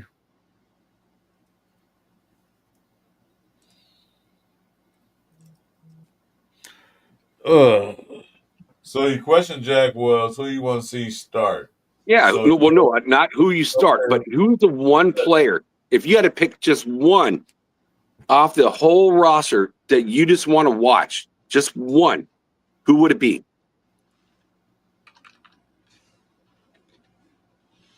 Doesn't have to be a starter. It can be a backup, whoever. Leo.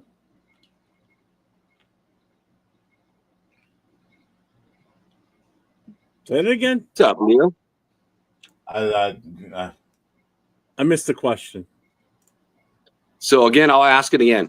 So if you can just watch one player, who are you most excited to watch off the whole team, but it's just one guy?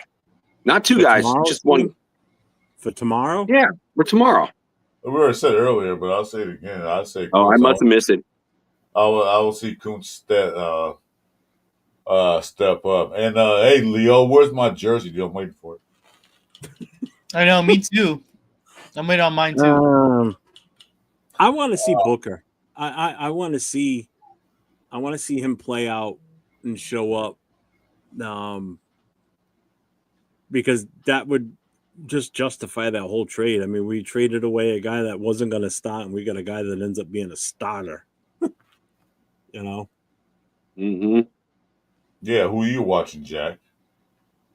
I want to see Lockie Tossie, man. I mean, after watching what he did in the fourth quarter, it's like, never playing an NFL game. I'm like, he was like, wow. It's like, the offensive line. I think we all agree. Our offensive line did not do very much against Seattle. And it's like, Lockie Tossie was never played in an NFL game before. He never played football, period. In the played football. Right.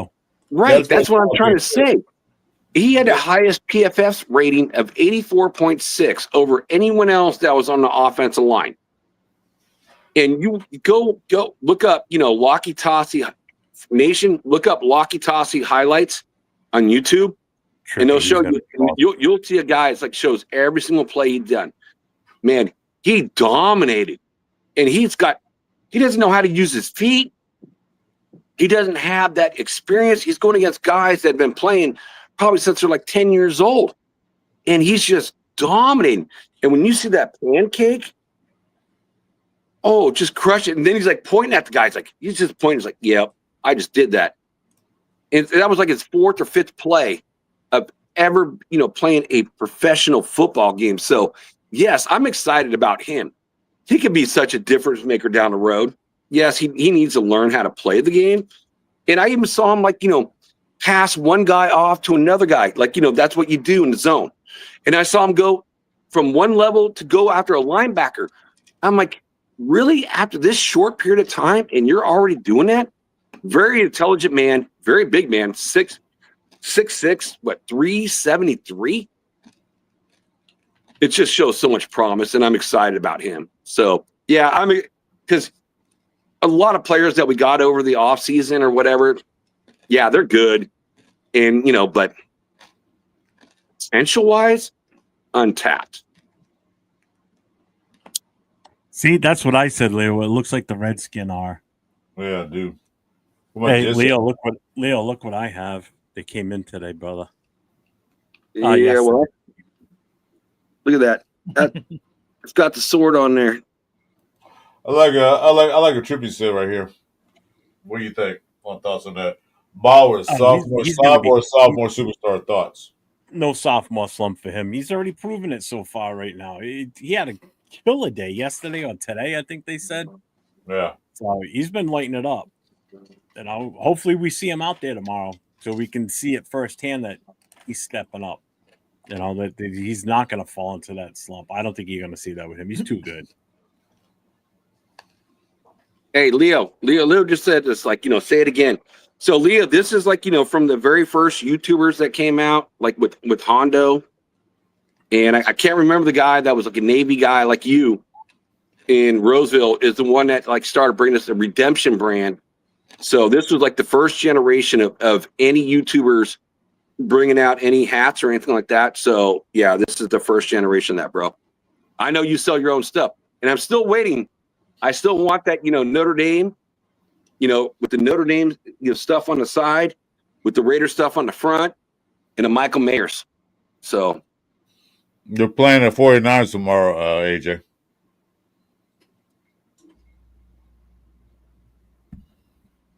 So, in case you know, playing 49ers. So, Trippy said, I agree. I can see Brock Bowers being the next Grunt, in my opinion. Probably been better, I think. Yeah, and I agree with that too, Frank. It's QB slumps are usually your quarterbacks. That's more of a potential slump as your quarterback position, not a tight end. Right. And if somebody says, well, look at Michael Mayer. Yeah, well, first of all, you got to have a superstar year in order to have a slump the next year. So What happened to him last year is not considered a slump because he wasn't a superstar as the year before. But he wasn't here for half the year, pretty much. Yeah, but exactly. He tapered off, but it's not like he was a sophomore slump for Brock Bowers is still going to be a phenomenal year for a tight end if you think about it. Even if it's half of what he did this year, that's still 60 something catches, over about 600 yards. But the TDs would suffer. That's the biggest thing I want. I want more TDs from him. He has to be involved in the red zone. But we got to get to the red zone first, though. Like Christian said, I don't think you have a slump because he was great last year and he got a better quarterback this throwing to him. Yeah, true. He got a much better quarterback. Absolutely, Chris. So, hey, Damien, welcome to the show, man. Thanks for dropping by. No, pick and shoot through a 1 yard touchdown. So it's 14. Ardell, I think he's gonna be better than Todd Christensen, bro. I love Todd Christensen.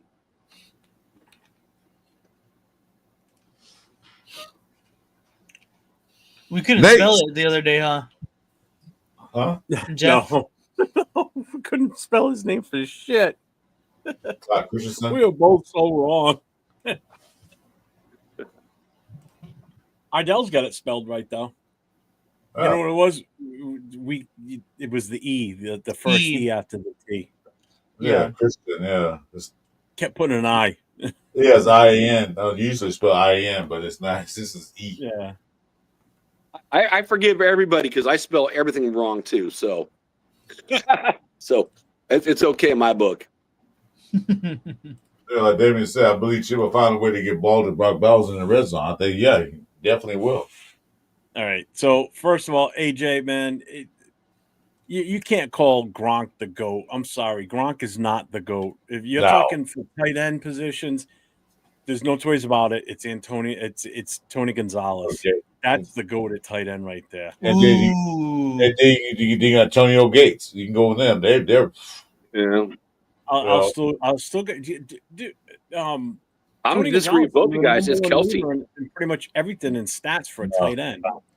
Well, look up Kelsey versus. Wait. Hold on, Jack. You gonna put this in order. You got to go. Super Bowls. That's the only difference. You get Gonzalez. Yeah, he was one of those guys that nobody can guard. Then you got to go with Antonio Gates, another guy. Then you want to go down the list. Yeah, Kellen Winslow was another guy. So you want to go down the list. I wouldn't even put Kelsey on that top 5 list for those guys at all. None. Really? Wow. No. I put Kelsey up there. Not even close. Those guys in the era when the game wasn't about throwing the ball, it was about most like running, and those guys did what they did. Yeah, but let me finish. It was those guys what they did in the era, they ran the ball mostly. They wasn't a throwing man's game. And they got those stats that they got, and they played a shorter season, and they got those stats. Give me a break. I would not put Gronk in that list. And I just remember back in the days, Raymond Chester and Dave Casper. Well, yeah, they got their dues, but I'm saying those 3 guys mentioned, you want to put those like above him. Kelsey, he wouldn't be on that list. He just got he passed up Gonzalez. So, well,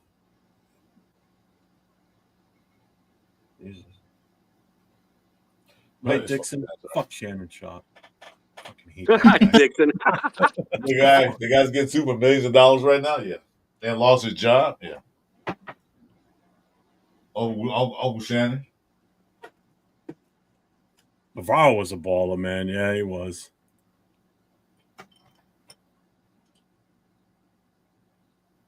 So Trippy's saying, personally, I say Gronk is the GOAT simply because his blocking ability was just as solid as his receiving abilities. You'll never find a more balanced, dominant tight end. That's hard to argue against. Yeah. That is very hard to argue against. No. I mean, maybe a George Kittle would be the closest. Gronk, I'm a big dumb animal. Yeah, me throw ball, me spike trophy. What do you think about that?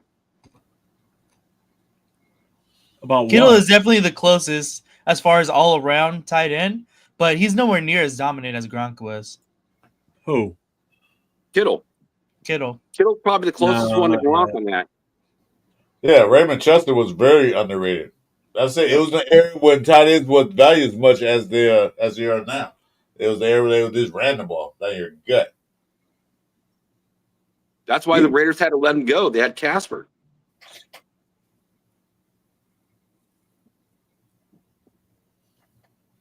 Oh man, rock question. The Browns will likely cut some quarterbacks. Yeah, they got like 7 of them on their team. Yeah, a lot. Well, you know that cuts on that Sanders because Sanders right now is doing so well in the preseason.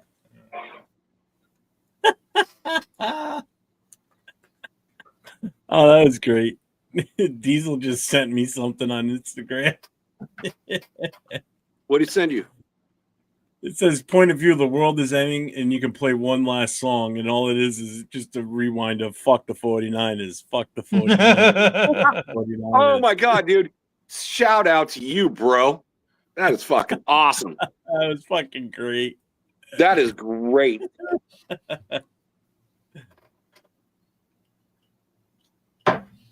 All right. Almost in a milestone. I need 4 more subscribers, guys. Please subscribe to my channel. Also subscribe to my boy over here, 401 Rare Jeff, and the other guy over here, LB310. Help us build our channel up. This season about to start. We're about to get wrapped up. About to see some rare football. Hopefully, no, not hopefully. We will see a better thing we ain't seen in years because we need it. We got to have it. Enough's enough. We have to have it. We have to have it. I need it. It's like one of those. Well, we definitely need it week 1, right, Nate? Yeah, exactly. Hey Nate, Jeff told me they're gonna take you to a Quaho when you get there. Rock, cider. Yeah, I'll take you to Quahog. We're going to Quahog, Rhode Island. I'll let you know when you let me know when you find it on the map, and I'll take you there.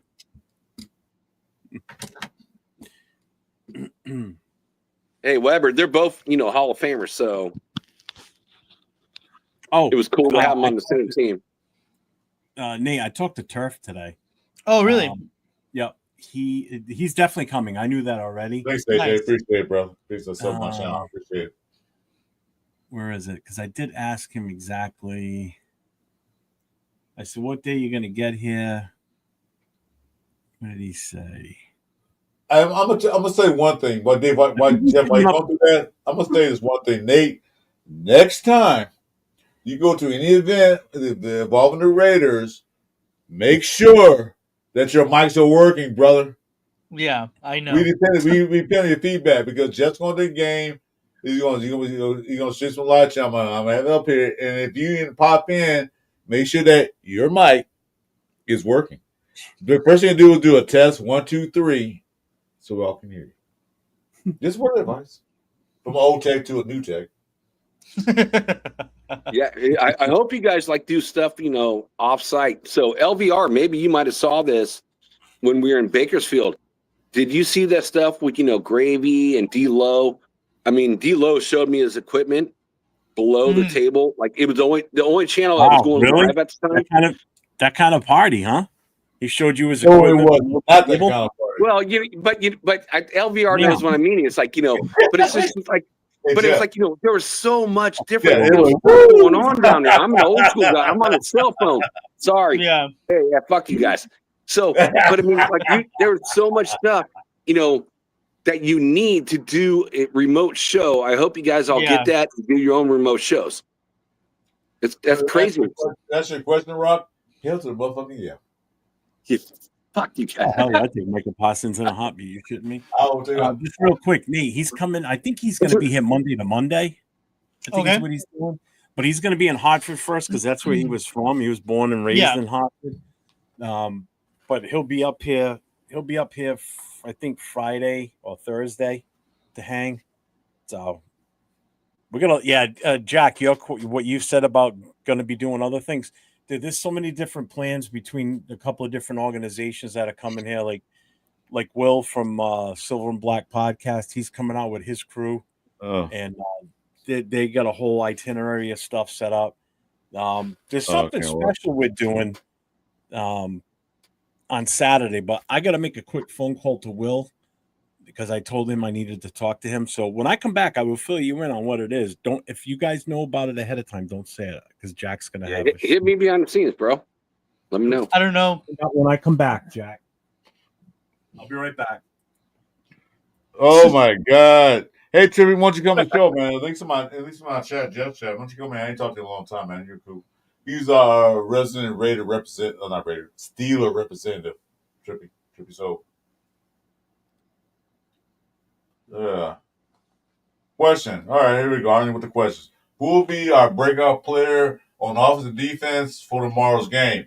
Jack, you can go first on this and make it short, please. Okay, I'll make it short. So I'm too long. Nate? No. Go ahead, Jack. No, I'm going to say, tomorrow's going to be my breakout player. Well, the guy said I wanted to see the most. Again, he may not be the starting player, but I want to see Lockie Tossie, number 1 at right guard. Kid's balling. And then I also want, what's his name from Pete Carroll's tree? Oh, my God, what's his name? The converted safety to linebacker. Jamal Adams. Nabman told me he said he had 8 tackles. Okay. 3 for loss. Something crazy. Those are my 2 guys. The question was not who you want. Who will be the breakout player? Well, that's what I'm going to say. I'm going to say those guys. Okay. And if I had to take a third, then I'm going to say it's our defensive tackle that we drafted in the 4th round. All right. What's up with you, Nate? What do you think?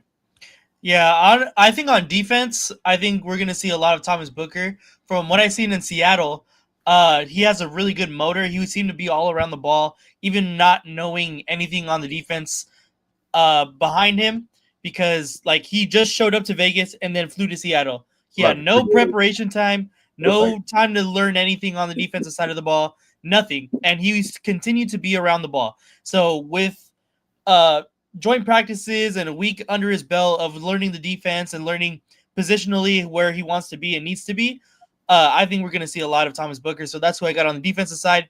And then tomorrow, or on the other side of the ball, I think we're going to see Ashton Jeanty be the Ashton Jeanty that we picked him for. I know the ones are gonna be starting a little bit more. They're gonna be getting a little bit more playing time. So I really think that we're gonna get the Ashton Jeanty that everyone is anticipating tomorrow. Okay, I'm gonna agree with you, Nate, on first on defense. I think Booger is gonna bust out because, like you said, he got this out in 3 days after we picked him up, so he had a chance to practice. He had, I think, 1 practice with him, if that. It was a short practice. He didn't play OTAs with him yet, but I think that Booger is gonna break out because he looked good for just getting here 2 days ago. Yeah, I think he's gonna break out. He's gonna solidify the defensive line along with Butler. I got him breaking out. I also got another guy on offense, Ian Thomas, the tight end. I got Ian Thomas breaking out this year because he looked pretty good. He can block. He looked good. Yeah. And he can catch. So I got Ian Thomas and I got the Booger. So Thomas and Booger, I got those 2 breaking out, offense and defense. And on special teams, I got AJ Cole breaking out. Making some AJ Cole's actually really worth talking about. You look at the greatest punters in Raiders history, like Ray Guy, and then what's his name that came after him, and he's breaking all the records, yards per punt. So AJ Cole deserved that contract. Well, not AJ Cole. I'm not AJ Cole. I mean Carlson. I mean, place Carlson. You're talking about Carlson, the field goal kicker. Okay, that's different. I've been there a moment. I get him confused sometimes, but the field goal kicker. They haven't assigned me yet to a new contract, so it's gonna be interesting. Yeah, definitely. Yeah, they'll get him. All right, so I love Arnie Garcia when he comes in town because he has some great questions. Next question you got. What rookie draft pick will not make the 5th-man roster for the Raiders? I will go with you, Dave. Who you think not gonna make it on the rookies? I'll allow you to pick 2. Honestly, I don't think anybody that we drafted isn't gonna make the 53. I can see maybe the linebacker. He could probably get put on the practice squad. I forget his name right now. Lindenberg. Lindenberg, yeah. Lindenberg, yeah. He'll probably be put on the practice squad just because the sheer amount of bodies we have in that room right now. We got good bodies now, yeah. And veteran bodies too. So I think he's probably just going to be the odd man out just off of, being so green and a rookie. So I think he's probably going to be left off. But everybody else I can see honestly probably making because everyone that we drafted seems to be somewhere kind of in a need, or we need that kind of depth behind our starters or projected starters. Let me ask Arnie Garcia. Oh, never mind. Okay, drafted. Okay, that's the question here. Okay, not UDFA's, but okay, drafted. No, yeah, drafted, yeah. Drafted. So I think that's really the only guy that has a possibility to not make it, but like still be a part of the team because he'll be obviously on the practice squad. I mean, yeah, because I can see Malott still making it possibly. I can obviously Cam Miller is probably going to be that third quarterback, and that's a 53-man spot. I'm just trying to think of like the later rounds because obviously those are the guys that normally get cut. But like I said, I think everybody has a really valid shot possibility to make the team. But I think the Raiders drafted well in this draft pick. I mean, all the guys they got, they are possibly either they're going to be on team or possibly a rotational piece or a starter at one point in their career. Now, they said this year, but the later round guys, this year they'll rotate in somewhere, somehow. All right, Jack, keep it short. Who you think? Tommy Malott. I just feel like, he's not, Lobby right now is getting those touches on kickoffs and on punts. It's Trey Tucker. And, he's got a learning curve, right? We all know he's got a learning curve. So if he's going to be a, wide receiver, I think Bachman is playing better. And Bo Jackson's like, grandnephew or whatever. He looked good the last time. His name is Shedrick Jackson. Shedrick Jackson, yeah. Thank you. I couldn't remember his name. So I'm like, yeah, then you got all those other wide receivers we drafted, two of them like higher, and we already see the potential in Thornton, and Besh is going to get his run too. So I think Tommy Malott is going to be the odd man out. If he's not doing on special teams, then he's going to practice squad. Yeah, more likely. They'll put him in because he played wide receiver, he played quarterback, and I don't think anybody can pick him up as a quarterback. Wide receiver, maybe not. He does have wheels. If he can't make special teams, one way or the other, because let's see, if you look at the way the NFL is going out, the new rules. You see the new rules about the kickoff now, right? In case you guys don't know, I'm gonna try to get most of it, but I missed a couple of spots in it. The new kickoff rules for the NFL now is if the kicker from the kicking team kicks the ball in the end zone, the ball goes to the 35-yard line. So what they're doing is trying to prevent teams from just kicking it out the end zone. Because you used to go back in the day, Jack, like I did, it'd go to the 20-yard line, then go to the 30-yard line. Now it's going to the 35, which damn near like 1/3 of the field. So what they do trying now is make them make a play on the kickoff return. That's why you see a lot of no running backs doing kickoff returns, like Henderson did on the Patriots, like Zamir White did when they first kick off.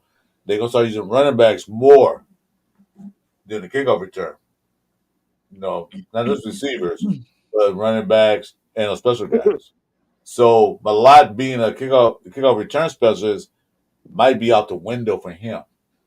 So I said Malott too. He won't be on 53. He'll be in the what was that, Nate? The practice squad? Practice squad, yeah. Can you think of the name of it? Practice squad. I think Lobby will beat him up. Another question. I love when Arnie comes in, man. Thanks, Arnie. Next question. Will Troy Evans beat out Harper Taylor to make it? I haven't seen him play yet. Troy Evans. We'll see tomorrow. Arnie, I'm hoping for Harper, dude. I watched him at Notre Dame, so he's good. He's a good player. And I don't like our starter Harmon right now, so we'll see. Well, we'll see how they play tomorrow because they still got other guys on the team too that losing their spots. So What do you say? What say you, Nate? Honestly, not sure at all. Yeah, I have no Yeah. clue who Harper Taylor is. He's Notre Dame. He's a Notre Dame slot corner. So that makes him special, right? Because he's a Notre Dame guy. That does make sense. Yeah, he's Notre Dame guy. All Notre Dame guys are flawless, according to Jack. All of them. no, they're not flawless.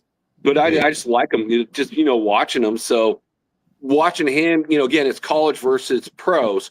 Harmon versus him. It's like, yeah, I don't like Harmon. I wanted that guy from like Cincinnati. I forgot his name. It's like maybe you guys can help me out. He's small guy. It's like 5'9", just like the guy we brought in as a UDFA. But he's one Clinton. Is it Dixon? Help me out, chat. That was on Cincinnati. It's like that just got recently signed. It's like one of the better slot corners. And after we lost our slot corner, man, it's like. But I do see the Raiders, instead of last year the 4-2-5, now they're going 4-3-4. Plugging them in with linebackers and safeties. So I don't know. I mean, I want to see more, game film on what this defense is going to do. Yeah, I gotta watch him out on the field and see how he communicates because to see what he does.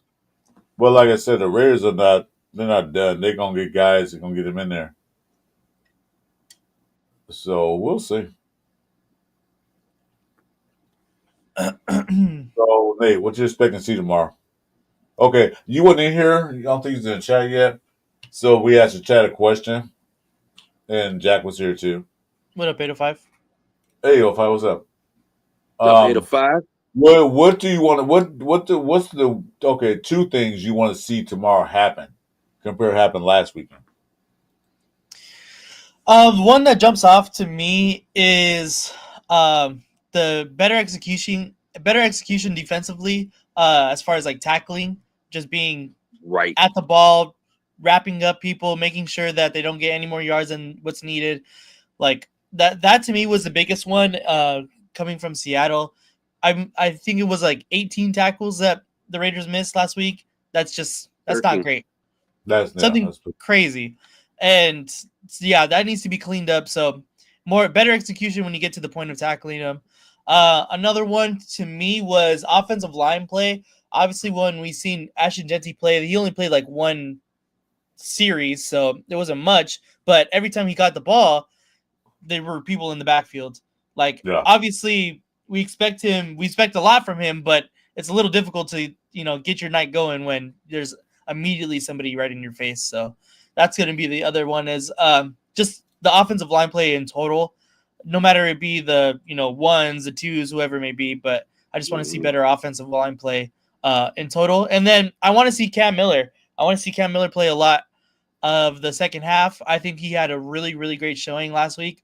And I was really excited to watch him coming from Vegas and the pregame. I went to the training camp and then the mock game in Allegiant. So I was already high on Cam Miller coming out of those two things, and seeing what he did in Seattle was kind of an eye opener for a lot of people. But I think that he can continue this. So I want to see a lot out of him. But you didn't bring no audio. You bring no audio in. You didn't bring no audio from that game. I didn't record because they didn't let my camera in. So I had to give it to you. Yeah. So Damon says he wants to see both trenches. Yeah, I agree with that too. I want to see both trenches. But the main thing that when we asked that question earlier and when we started, I wish we did a survey, but most everybody said the same thing you're saying: tackling. Yeah, tackling. We want to see, and most include in the offensive line. No calzone today, Kev. Sorry. Meatballs spaghetti. I did have Chinese spaghetti food right meatballs for dinner. But I do have a What's up, Raff? What's up, Rob? Hey, how's it going, Jack and LB? Jeff, Chris, salute to y'all. Oh my gosh, what is that? I'm just trying to play around with it.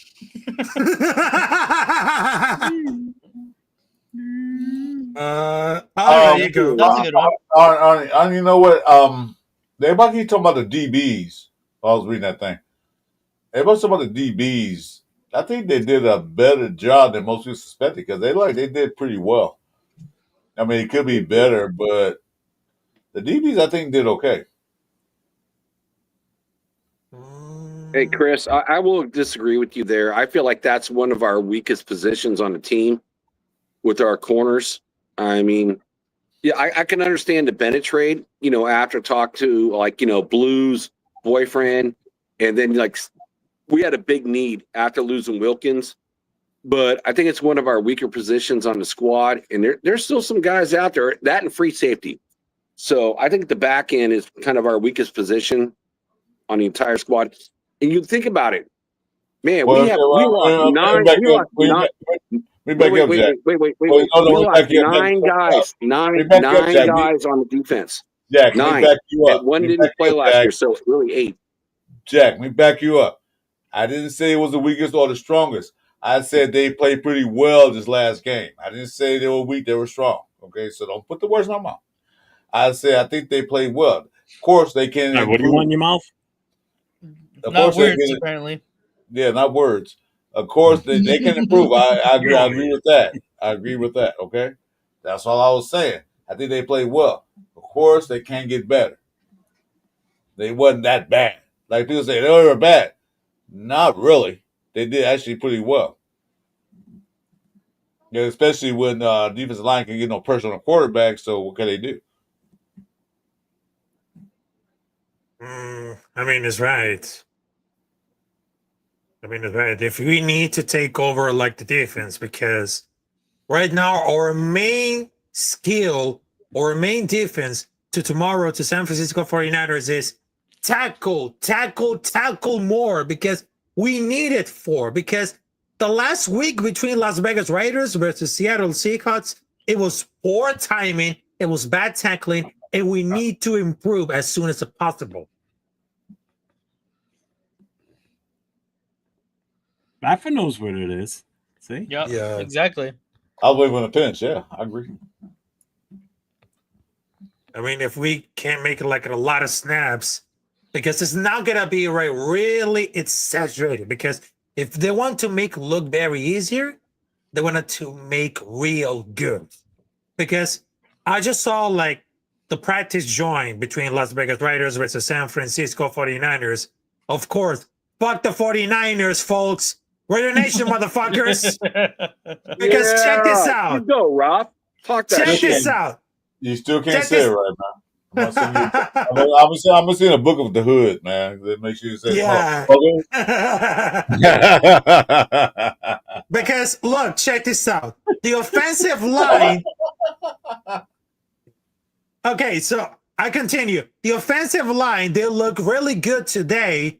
And Genty Rivera, 20-yard run to the second play of the team, and the red zone offense was on fire. Junior Smith threw touchdowns to Bowers, Genty, Myers, and Tucker.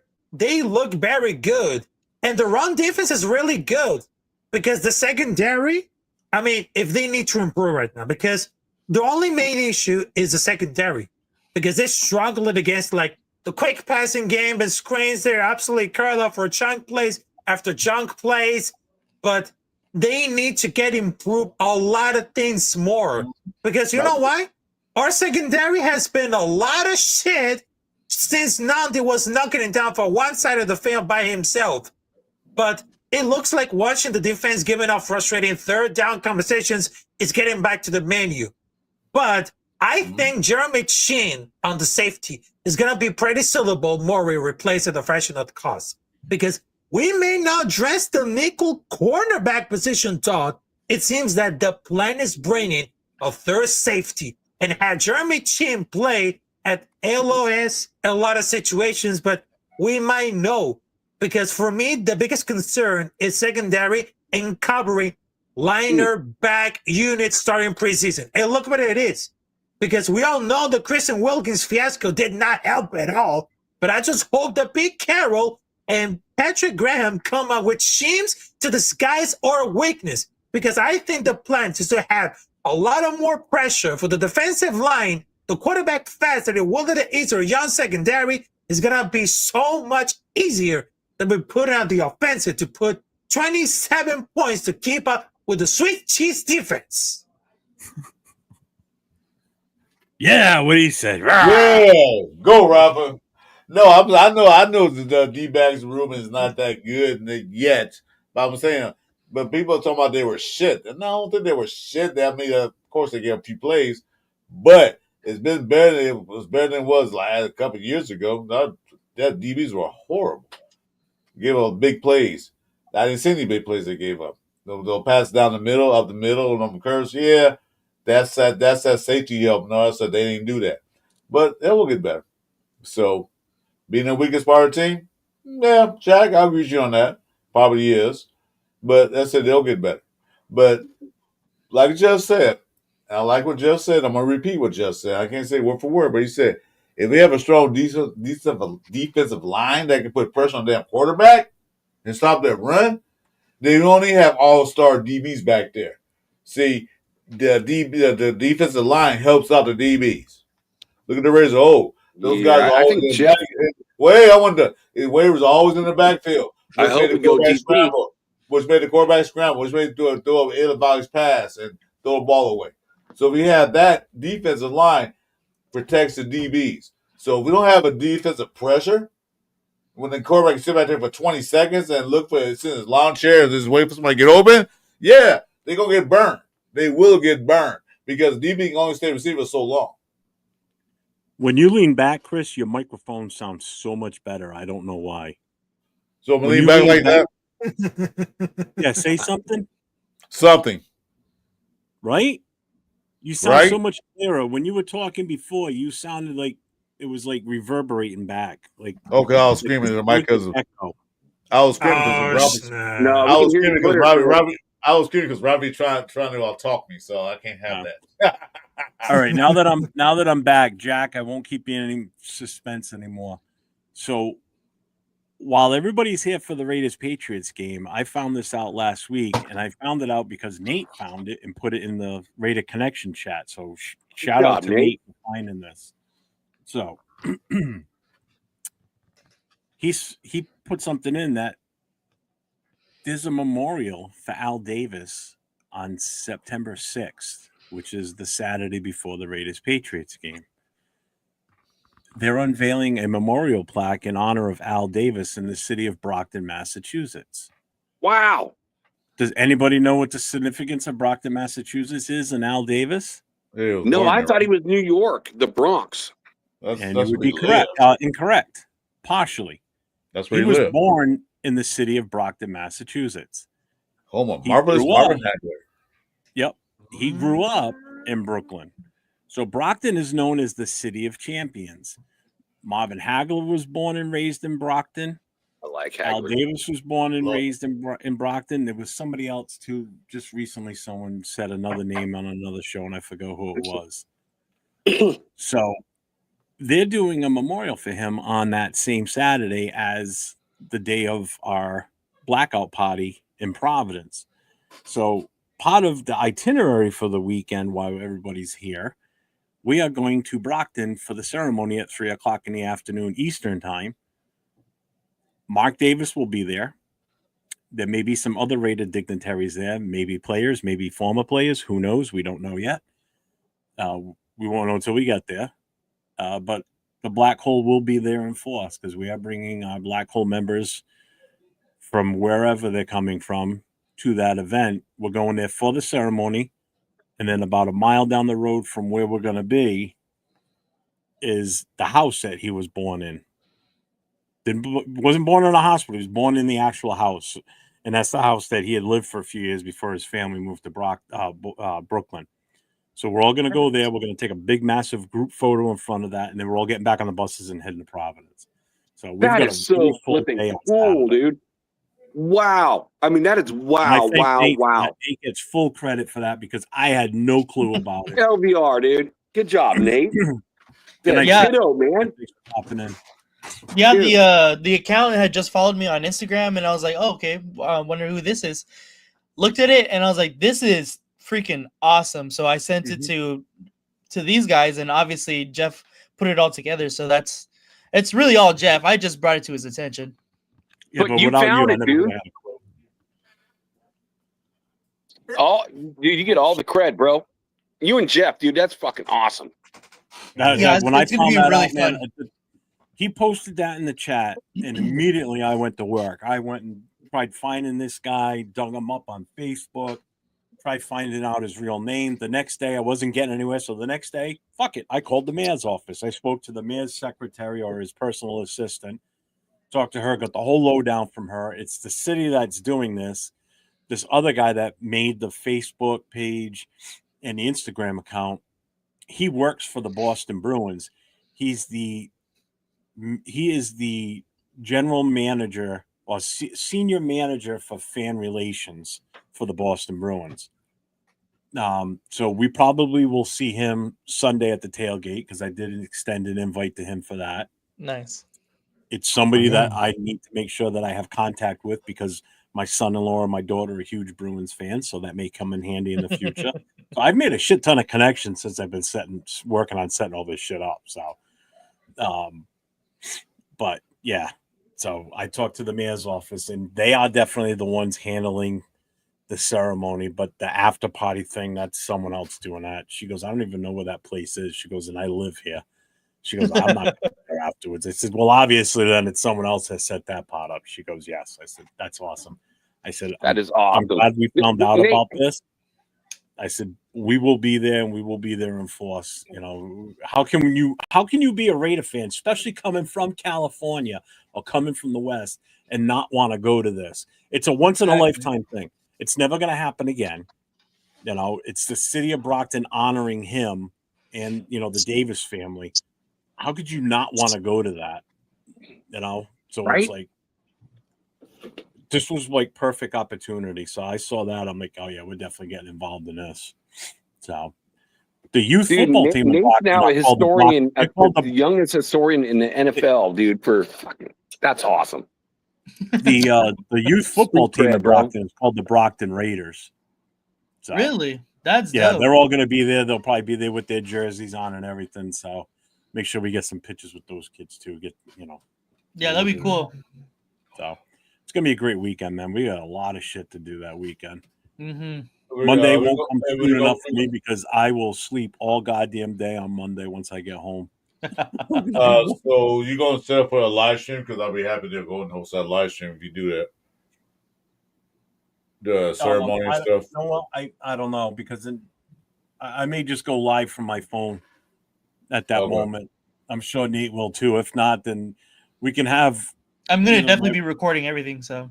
Oh hell yeah! I agree. Yeah. Awesome. I mean, the two of us being there together, plus with my wife and his girl there too. I mean, we'll definitely have enough hands. Oh shit! My wife won't be with us for that one. She's gonna be at Blake's set up, setting stuff up. Yeah, her and my son. My son's not even going to that. I'm just psyched. I'm taking my son to his first Raiders game. That's so sick. And he turns 30 on the 12th of September, so it's like his birthday gift too. So. Oh, cool. Yeah, so he's excited. Yeah, you'll get to meet Jeff Squared, the other part of me. I was gonna tell you this too. I'm gonna put it in the private chat though, Jeff. All right, God.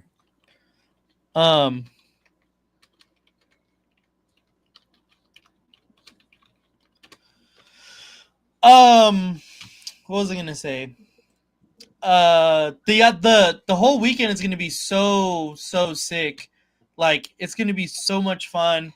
I can't wait to meet everybody. Like I think it's gonna be so cool just to meet everyone, like people that we haven't seen really. And cool, Kev, that we're gonna try. Trust me, we're gonna definitely try. That's a given.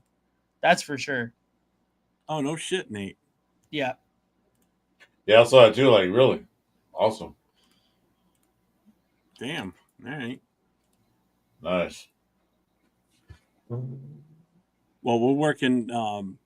Mark Jones, who's the overall director of the Black Hole, he's trying to work on possibly getting buses involved too. So, or a bus. So we need to get at, and which won't be a problem because I can swing by and pick you and your girl up. Get the Blakes for like 1:00. The buses, if we get the bus, it's going to leave at 1:30. If not, we're driving out there. So we're going no matter what. Yeah, And for I know sure. you want to go, so Yeah, hell yeah. Hey, Red Slack, thanks for checking in, brother. On the way to work. Have a good day at work, man. We'll Yep. see you tomorrow. We'll see you tomorrow for the game. So yeah, thanks for checking in. I'm just glad we were able to go in the Slack. first place, because I know that you were saying that you probably weren't going to be able to go when I originally had put it in. So now that everyone's going to be able to go, I think that's just awesome. That's so sick. Yep. That is Well, sick. you gotta think about Love it. it.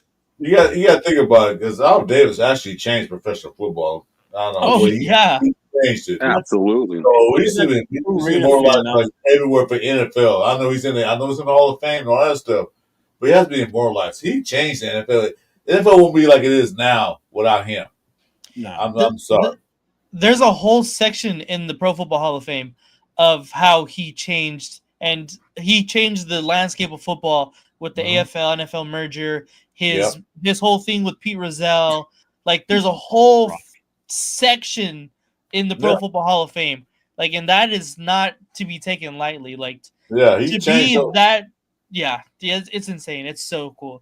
Yeah, he changed the whole thing. So without him, football might have grown, but I don't think it had grown like it did because he changed all of that. You know, he brought the forward pass to the game because before it was the NFL and the AFL. The NFL basically does a run. Al Davis brought that dynamic in. Now we're gonna pass the ball downfield. We're going deep, and that changed the whole dynamic of how the football landscape is now. He did a lot of things for the NFL. That's Cliff Branch, Merrill. Dude, they're talking about Dylan They're talking about Dylan Gabriel starting tomorrow for the Browns. Really?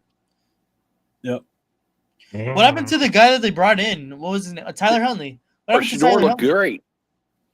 Well, I know Shador's hurt. Shocker. That's true, Cal. They pushed out Davis. They pushing out Davis right now because he went against the big boys of the NFL. He's an AFL guy. He went against their philosophy. So that's why, like, Rozelle had an issue with Al Davis, and Rozelle Boy is the guy at NFL now, the commissioner. So they know they you know it's a story. I forgot the name of the book, but it's a story about that whole thing. Well, I think the name, I'll tell you what it is. But there's a whole story about the Pete Rozelle versus Al Davis thing. And you know, Al Davis, when they wanted to take Al Davis to court, he said, "I ain't going to fucking court." And Al Davis still won the court case. So, well, it's like that show, like on the 30-30. It's like, you know, Al Davis versus the world. Great watch. If anyone out there hasn't seen it, you need to watch it. Yeah, that's a good watch. But it's a book too, but I forgot the name of it. But it's about the whole NFL and the Al Davis story, and it's great. It tells about what he did. Because Al Davis shoot the NFL. Like, no, I'm suing you guys. I don't know why, but whenever I think of Pete I feel the Rozelle, same way too. Sorry. What was you're that? all good.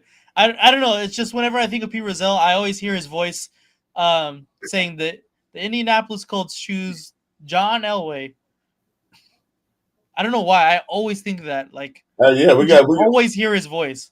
Well, we got screwed on a bunch of traffic because of Pete Rozelle now, Davis. So, yeah, but I like what Damien says. That's what I said earlier. Indianapolis, Baltimore. I'd love to see Booker and Adams playing together side by side tomorrow.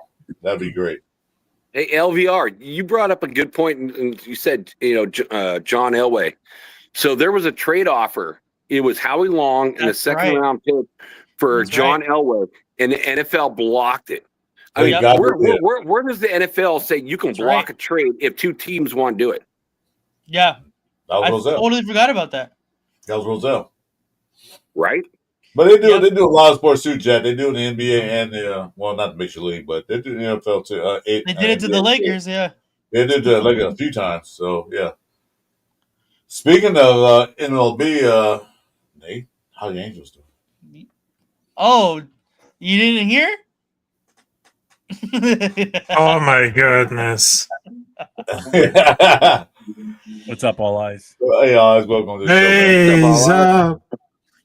Didn't hear about what? What did I just miss? The Angels swept the Dodgers for the series this year. Congrats, Nate. 6-0. Yeah, probably. Congratulations. 3 times in LA, 3 times in Anaheim. you're finally winning some games. That's good. Finally a bright spot for you and your Angels. 4 games you- behind in the wild What card. did you guys win 6 games Hey, this year? I don't care. I'm Jeff, a San Francisco Giants fan. That's Go Angels. Jeff. That's their World Series right there. 4 games behind in the wild card right now. Congratulations. Raffle, congratulations. He's so fighting to say that too. Again, what I've been saying earlier is it's NorCal battles, NorCal versus SoCal. So there it is. And I believe the Padres are winning right now too. Yeah, I believe it. I don't follow baseball. Giants are sellers right now.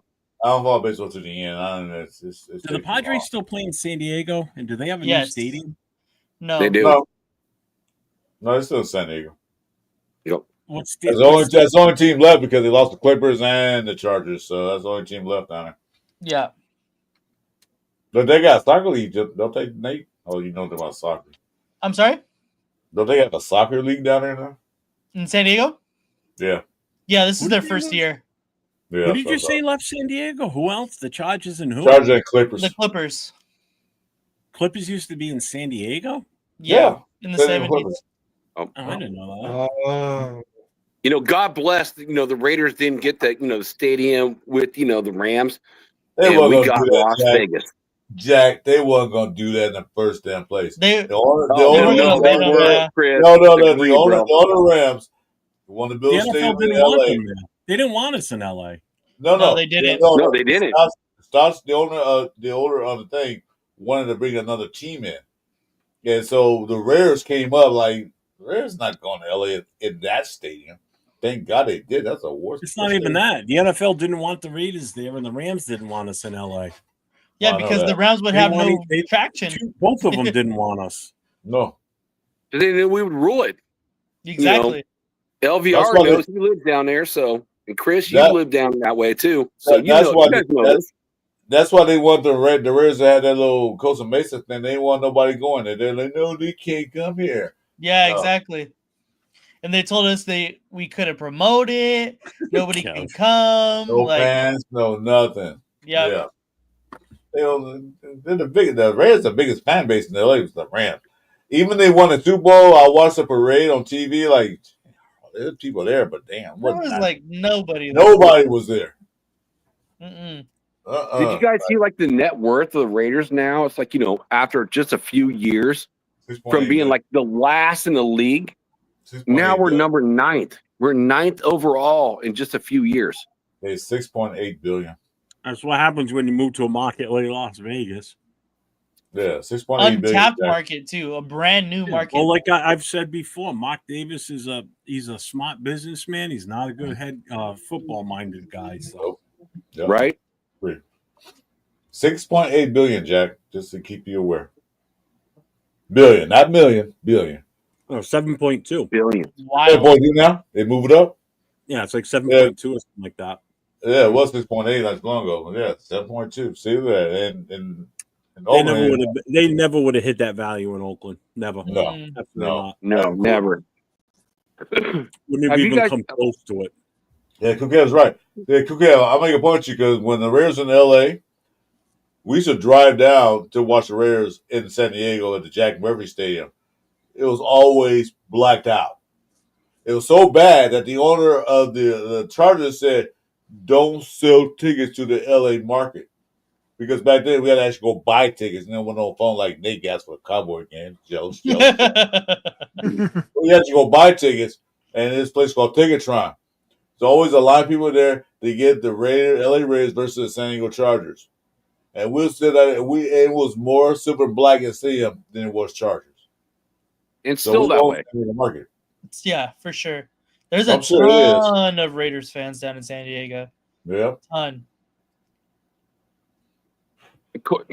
Chris, I think you might have been this. Have you guys ever seen a game in Oakland? I mean, that stadium, splitting between the A's, baseball, having dirt, on the field, splitting games. That stadium is again, that's from the 60s. It was like the first like multi-stadium. It was a cool concept back then. But man, I went there after the Raiders moved, and I saw A's San Francisco Giants baseball game, and that stadium was just trash, dude. I mean, it was horrible. It was like it was so bad. I'm like half the vending stuff's not even open. It's like, I'm so glad, again, being a guy from NorCal, I don't have easy access to go to the games like I used to. I can just ride my bike down from Barton, to East Bay, hop on BART, go to the, Raider game, see games when I was a kid. I don't have that access. I've never been to Las Vegas, but I'm so happy for Mark, and I'm so happy for the Raiders, because you think about this, they had no money. You fire like a John Gruden, you fire a McShitnuts. They had no money to replace those coaches, and they have that money to like go out and get guys. So, yeah, I'm happy they're in Las Vegas. Mm-hmm. Completely agree. Yeah. Now, if we can just back it up with a little bit of winning seasons and some more fans up in there, Right. I think that it would be a much better. But that comes with time, definitely, and winning solves everything. So, like I said, once we get a couple more winning seasons, and it looks like to be trending in the right way, I know that the fans are going to show up. So, oh God, yeah, Yeah, we got to win a fan base down in Vegas. Nobody's gonna pay those ticket prices to go see a team get their butts kicked every weekend. Now, we're not paying for that. So they got to win some games, beat some good quality teams, and win possibly the playoffs. Yes, make the playoffs mm-hmm. and host a playoff game. And then once the Raiders host a playoff game, man, it's gonna be lights off from that then on. That's it. They keep it up like that, they're gonna have another big fan base. Well, it's like I related to when the Rams first moved back here. If you go back to that time when the Rams first came here, every single team would be filled. Like the Coliseum would be filled with the opposing team's fans because LA was without a team for so damn long. Everybody would pick and choose their team. Like obviously there wasn't a team, so they could choose whoever. So there was always a whole ton of fans in the Coliseum. And I don't think the NFL liked that. So, well, I'm gonna go back before you were born, Nate. Okay, yep. So when the Raiders came to LA, there wasn't really that much to see the Raiders because at that time and period, LA had the Rams. That was a team for LA. When the Raiders, and then when the Rams moved to your city, Anaheim, the Raiders took over the Coliseum. Still wasn't that much Raider fan. But when the Raiders started kicking everybody's ass, that's when it came. Then, like Jeff, we talked about a while back, when the NWA got in the fold, it just blew up overnight. You know what? It then became a Raider town. And then the Rams decided, well, we're leaving. We're going to St. Louis. Bye. They want Super Bowl out there. Good for you. But that's it. But when they came back, guess what? It's still a Raider town. Yeah. Even though they won Super Bowl, it's still a Raider town. Because I remember one of the guys actually said, "Oh, LA finally get its first Super Bowl." The guy said, "No, Raiders won Super Bowl. What are you talking about?" Yep. Had to correct him. The Raiders were the first team in the NFL to win Super Bowl in LA. What are you talking about? All right, Ani's got a question. He says, yes. Which would you rather be, 3-3 in our division or 9-8 overall record? I would take 3-3 in the division. I would too. Yeah. I'm gonna take 9-8. I would be 3-3 in the division. I'm gonna say 9-8 just for the simple fact because 9-8 might get you in the playoffs. So that's exactly what I'm gonna say as well. I'm gonna say 9-8. I don't think 9-8 is gonna make it the playoffs. Because we can make it to the playoffs. One thing we got to do is we got to be our division rivals. We got to set the tone for that. This year coming up. We got to set the tone for the division. I don't know. I think we can make. I don't know. The question. Other than QB, what is the most important starter on either offense or defense? I'm That's a going good running back. question. RB and linebacker. What's the most important position besides the quarterback? It's Yeah. basically This year. It's good. This year. Middle linebacker and running back. yeah. I probably have to go with I don't know. It's difficult. I kind of agree with what Leo was saying. O-line. It was a toss between running back and O-line for me. So I'm just gonna Yeah, but say he said both of them. position, didn't say whole squad. I know. So I was gonna go left tackle. I would say Noah running saw it. back and tackle. I would say running back and tackle. That's the same thing. You got one defense, one offense. Yeah. Oh, Oh, no, Bueno's right. tackle, defense tackle, Rafi, or offense tackle? Because one of each side. Bueno's right. It's kicker for sure. That's how are we gonna score any points? Wait, defense tackle or offense tackle? Rafi. Defense tackle. Defense tackle. Okay. Defense tackle. Defense tackle is tackle like offensive tackle. Yeah. I'm gonna shake it up. I'm gonna go long snapper. Long snapper. Long snapper. Long snapper. Snapper. Kata. Snapper. Hopper. I'm gonna say the second string water boy is the most important part. I think is got on the field. That's me. That's what I'm gonna. That's what I'm trying to be. The second string water boy. Yeah, I'm down. The first string, man, he strained his ankle. Get out there, Nate. I'll be practice squad water boy if you need me, Raiders. I'm available. Yeah. Well, compared to last year, I'm going to have to say running back because we were like dead last in running back last year. So Yeah. I want to see improvement there. Jack, what do you mean like dead last? We were dead last. Right? Well, I'm just making it soft. You know what I mean? Soft to blow. So, yeah, I got to say running back. And I will still say defensive tackle. You know, I know Jeff will agree with me on this.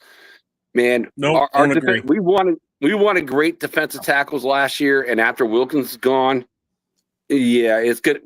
Next 2026, mark my word, boys. That's where we're going to be looking. Don't only fight. What? Only fight. You said that, man. Because we still got Alan Butler, man. Because you said. Wait a minute, going to be looking for what? A defensive tackle in the draft in the first round? That's linebackers. Yeah, defensive tackle. Man, we're going offensive left tackle in the first round. I'm telling you, we have to. No. Next year's linebacker. Not in the first round. First round, we're going offensive line. Linebackers are coming out next year. Absolutely not. Offensive line. Should have done it this year. Unless there's a Quentin Nelson, a Joe Alt, or freaking somebody like that. There's let's say there is. You don't know that yet. Let's say there is.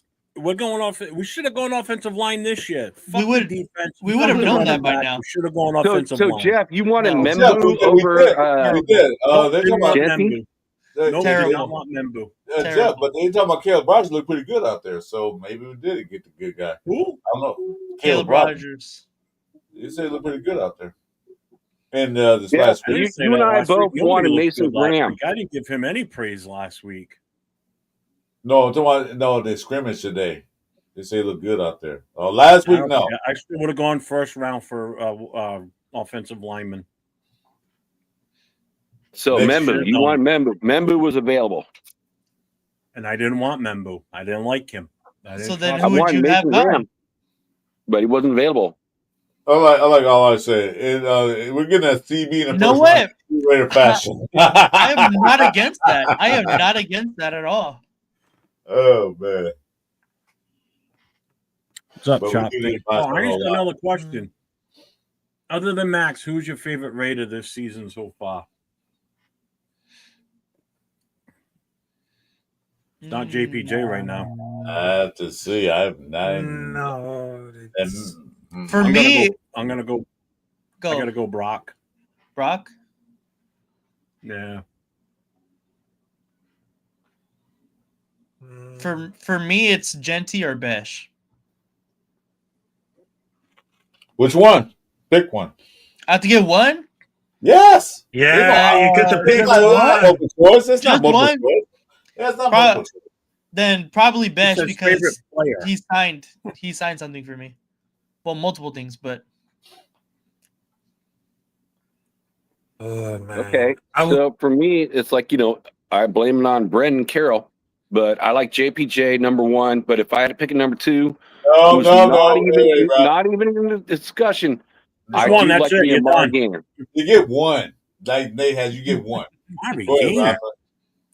Amari I do like a Gainer. Mark Gainer just because he's the fuck, you pulled one that one out of your linebacker ass. in the team Oh, shit. that actually can cover.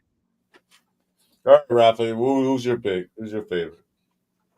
Dante Jordan Jr. That's a good one. That's what I That's a said. good Same one. thing. I was gonna say Thornton. That's Echo's a pick. I like Thornton Mm-hmm. right now, but it can change after tomorrow. With Thornton right now. Shopkey, hey, welcome to the building, dude. What up, Shopkey? What's up, bro? What's up, Steve Delona? Arnie's got another one. Who will make the 53-man roster out of Dylan Lobby or Sincere McCormick, Eichenberg or Gainer, Mumford or Kappa? Well, Mumford won't. Bye, Mumford. Bye. Bye-bye. I think McCormick makes it out of those two. I'm going Eichenberg and Kappa are going to make it. Yeah, I'm gonna agree with that, with all of them. But I think Lobby and McCormick both make it because Lobby is gonna play most of the return man on kickoff. So I think they both make it. But I agree. If I had to choose, it would be McCormick. But like I said earlier, the way NFL designed these new rules, they got a lot of running backs doing the kickoff returns. So yeah, instead of having 3, 4, they can probably have 5 running backs probably on one practice squad. What up, AR? They got multiple running backs Steve. there on the team. So what's up, AR? So they probably both make it. Well, I'm going to disagree with, I think, Amari Gainer is going to make it just because of the fact we have a lot of middle linebackers that can't cover. And Amari Gainer is like the only linebacker that actually can cover. I mean, what sucks is like he only got 4 snaps. So you guys can all be right. And, he's going to be gone. But you look at the linebackers, we don't have a lot of coverage. So that's why I'm saying Amari Gainer, I would like him on the squad.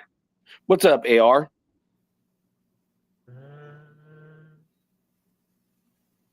Yeah, and I agree, Cool Kev. Everyone would be going besides Kappa because he got the 11 mil. Yeah, he probably Fuck Kappa. stays. So. Oh man. Arnie, I love Arnie Garcia company. He has some great questions. Always some good questions. Prediction: how many games will Jordan Mercer start this season? All of them. Probably the way they're going now, like all of them. Yeah. Mm-hmm. Yep. Yep, I agree. Yeah.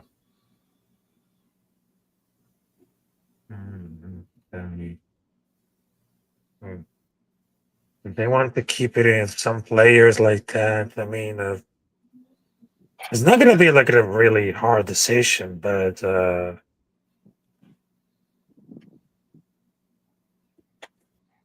I think they would have cut Gainer. For me personally, they want to cut Gainer. So sorry.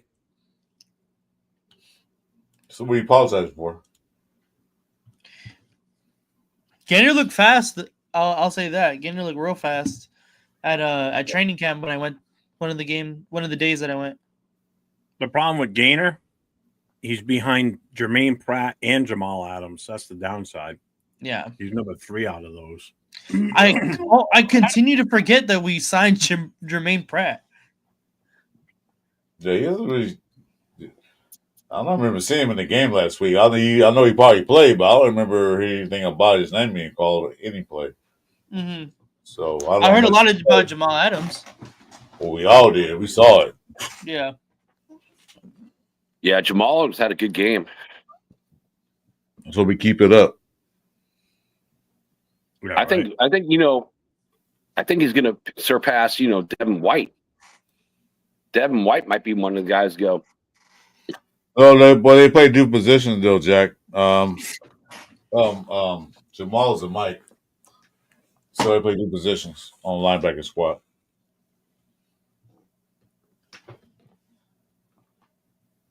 Yeah, Well, you know what, Jeff?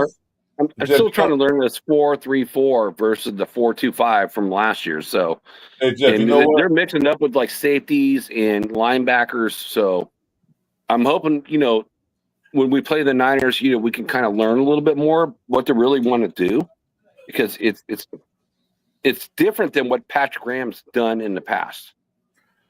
Guess what, Jeff? What? I'm just 2 away from 300. Really? You go, Chris. Let's Hey, go. hit in the Yeah. chat, Chris.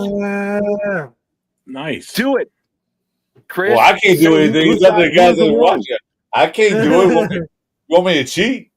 Yeah, I don't Go cheat. buy bots. Go buy 2 bots. Why would I do that for? That's cheating. Wouldn't be the first one to do it. I definitely won't be. Man, I ain't cheating. Man, I'm gonna get the right way. I want the Raider fan, the Raider Nation, and any football fans that comes right from my town. Arnie wants to know who's your dark horse to make. But that way now I'm at 297. Thanks, Bueno. Bueno. I'm gonna make that Oh my god. Now I'm at 297. Bueno, thanks.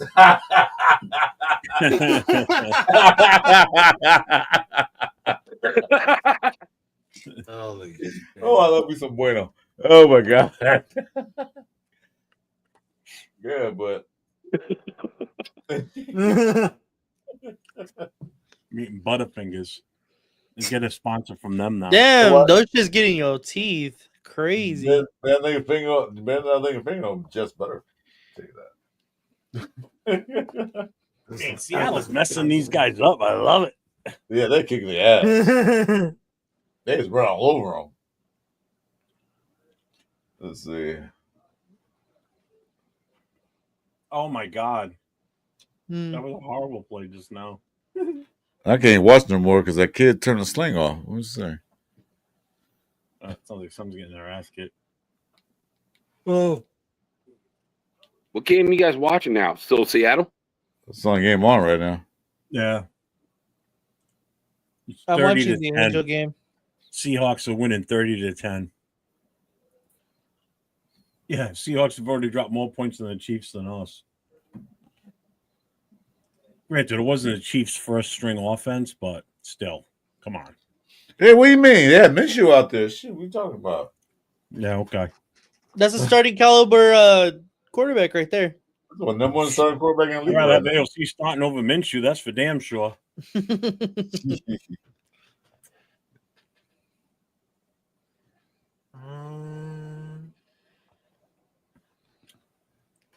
How long you want to go tonight, Chris? We just hit 3 hours. Yeah, we got 12 people in the building. We can almost call it night because we got early session tomorrow. We got to start Yeah, we're early gonna be on tomorrow. earlier tomorrow. Yeah, we got to start early, get things ready. Yeah, All right. Steve, they did. Sam Donald started. Charbonnet was out there. It ran all over him. Charbonnet had actually a 25-yard touchdown run in the first. A nice one, too, right up the middle, untouched. So Yeah, I guess I have an odd question. It's like, who do you like better, Minshew or Jimmy G? I like Minshew better than I like Jimmy G. And that's why I said AFC 12 was better than both of them. So Just to give you guys an idea on the stats in this game tonight, right? So Sam Donald went 4 for 4 and 34 yards. He only played the first series. Drew Lock is 10 for 12, 129 yards and 2 touchdowns. Charbonnet was 5 carries, 45 yards. It was a 15-yard touchdown he ran.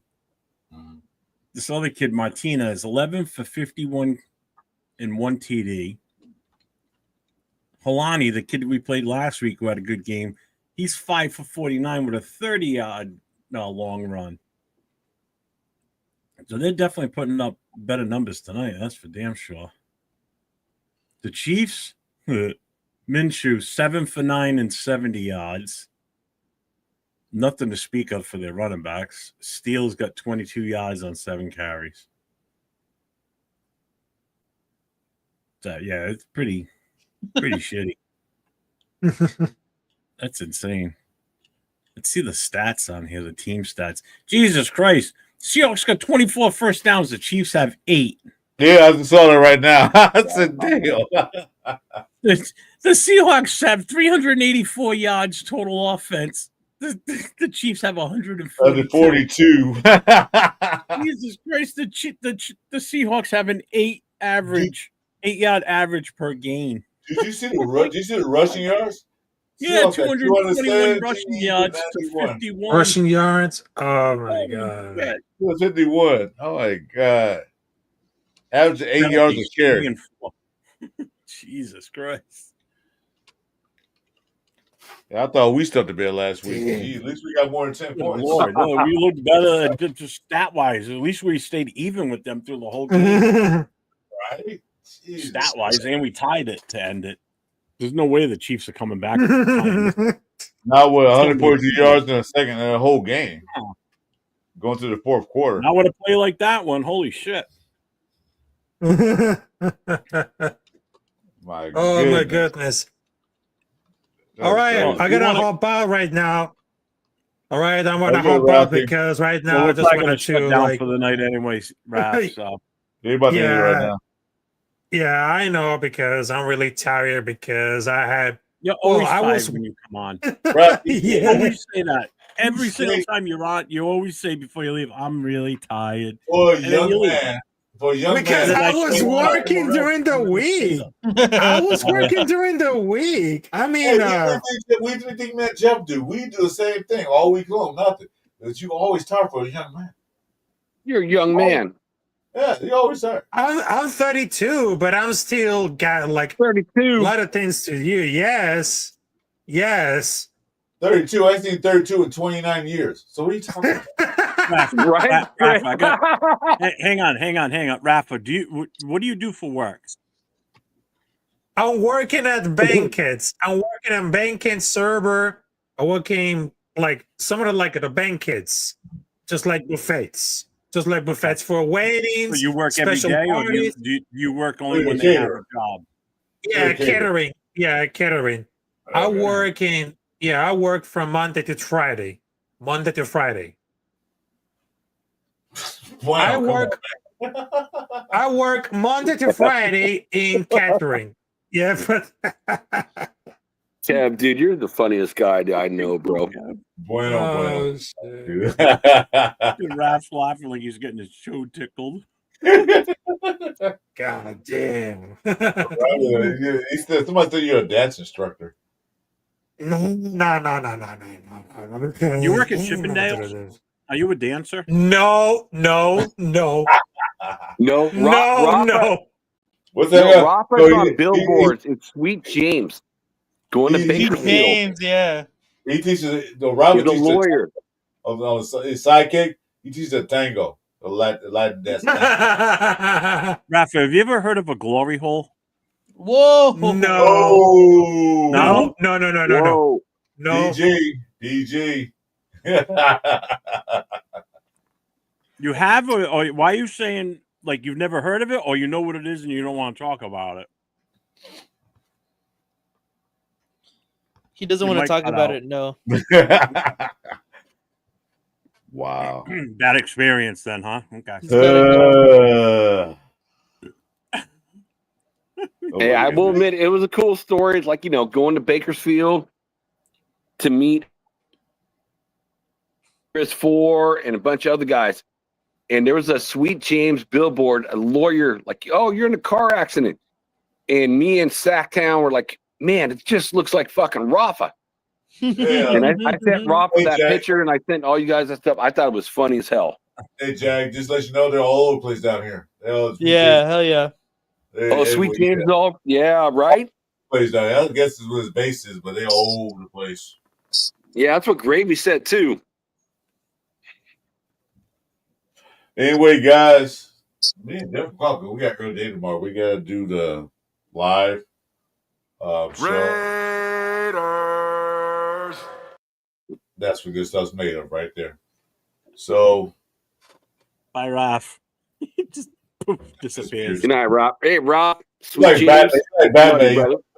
He's like Batman. You look around, he's gone. Like, what happened to Raph?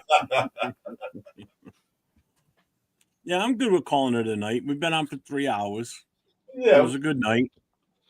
I just got here. You've been here for over an hour now. An hour and a half. I got here. Want to thank Raph for coming in. Thank Jack Kenneth for being in with us. Nate coming and joining in with us tonight. Haven't been on with you in a while on a Friday night, Nate. So I appreciate that. You too, Jack. Yeah, Nate. Thanks, Jeff. Appreciate everybody in the chat. Anybody new that showed up tonight, we want to thank you guys for checking in with us and hanging in here for as long as you did. And again, if you like what you saw, what you heard, make sure you hit those thumbs up. Hit the sub for all the channels. You got myself, I'm 401 Raider Jeff. Next to me, I got Chris 4 Raiders Podcast.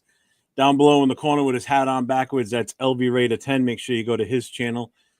Hit that sub on his. Hit the notifications. Give him a thumbs up. He's streaming from his right now. Jack doesn't have a channel, but you can catch him off of Captain Jack's channel on Wednesday nights. He's on the Wild Wild West show. He's the Raider representative on that show. So if you catch that, it's supposed to be 4 representatives from each team in the AFC West, but they still haven't found a Chiefs fan. So if you know anybody that's a Chiefs fan and wants to get on and talk about the shitty Chiefs, then reach out to Jack. He's your guy. I'm surprised you guys found a Chargers fan. You know, and then guys, like I said, I was 2 streets away from 300, but thanks to one, I'm not 3, so I need 3 more guys.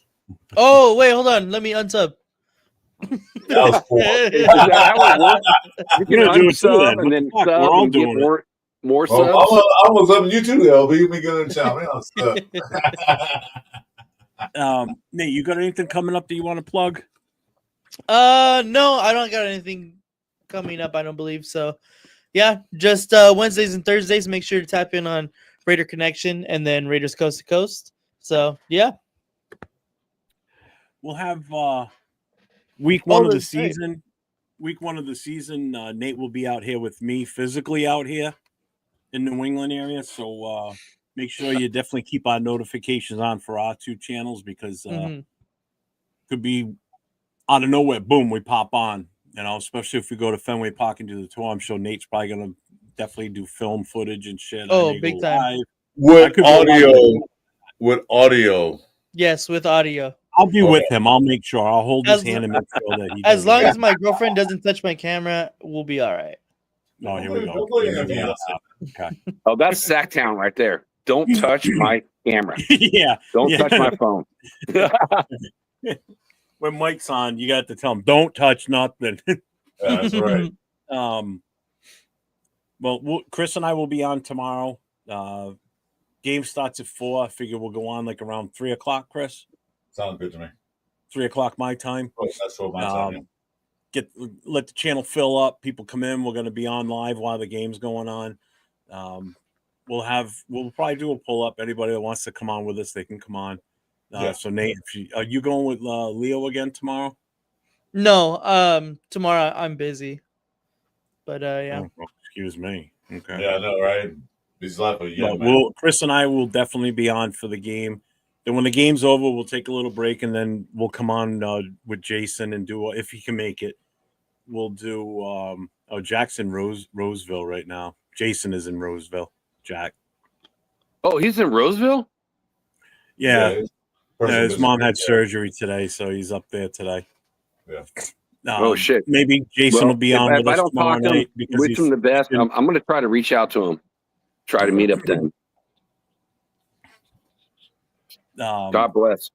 He may or may not be able to make it on for a normal Saturday night show, so Chris and I will definitely be on after the game and discuss the game. Oh, we may not. We're going to play it by ear. We may do it right after the game. Who knows? Yeah, because we're gonna leave something. We're gonna leave something for Monday morning quarterback, Chris. True. You know, we'll play by ear. We can sign off happy, or we can sign off pissed. Pissed off like we were last weekend. But it's pissed until Monday. We're too pissed off. We got time, but it could have been better. Anyway. Oh, it's Raven Girl Stick. Welcome to the channel, man. Thanks for coming in. Nine Empire. Jack Kenneth happy. Hey, what's up? So, Chris, what do you got coming up besides tomorrow's show, you and I? Only thing I have coming up besides the show tomorrow is Sunday morning with me and Raider Nation Jason on the Pillaging show. That's at 10 a.m. Pacific time. 1 a.m. 1 after p.m. 1 a.m. 1 a.m. Damn. 1 p.m. Yeah, 1 a.m. We're gonna do all night show. 1 p.m. Eastern time. And then of course we got me and Jeff got that Monday morning quarterback, which we probably be in more depth about the game this happened Saturday. Yeah. More depth. On that. So that's it. Chris and I will be on tomorrow afternoon for the Raiders game. We're going to be coming out at 3:00 Eastern. That's what 12 o'clock your time. 12 o'clock my time. Right? 12 o'clock Pacific time, and then we'll be back on. I'll be back on with Chris on Monday for Monday morning quarterback. Cool, Kev. You just gave me an idea right quick. I'm gonna sign Chris off. After dark. Chris after dark. Raiders after. You know what, Cool Kev? Stay tuned for that. I think that's a good show. Chris after dark. All right. Got an idea. Talk to you about that later. We log out of here. I'm out. I got my buddies waiting. They want to play PUBG now too, so they just hit me up. No, I haven't played in like 3 days, so piss off. all right. But Again, everybody, thank you for spending your Friday night with us for the last 3 hours and 15 minutes. And we appreciate you all. Everybody stay safe and go fucking Raiders. yep.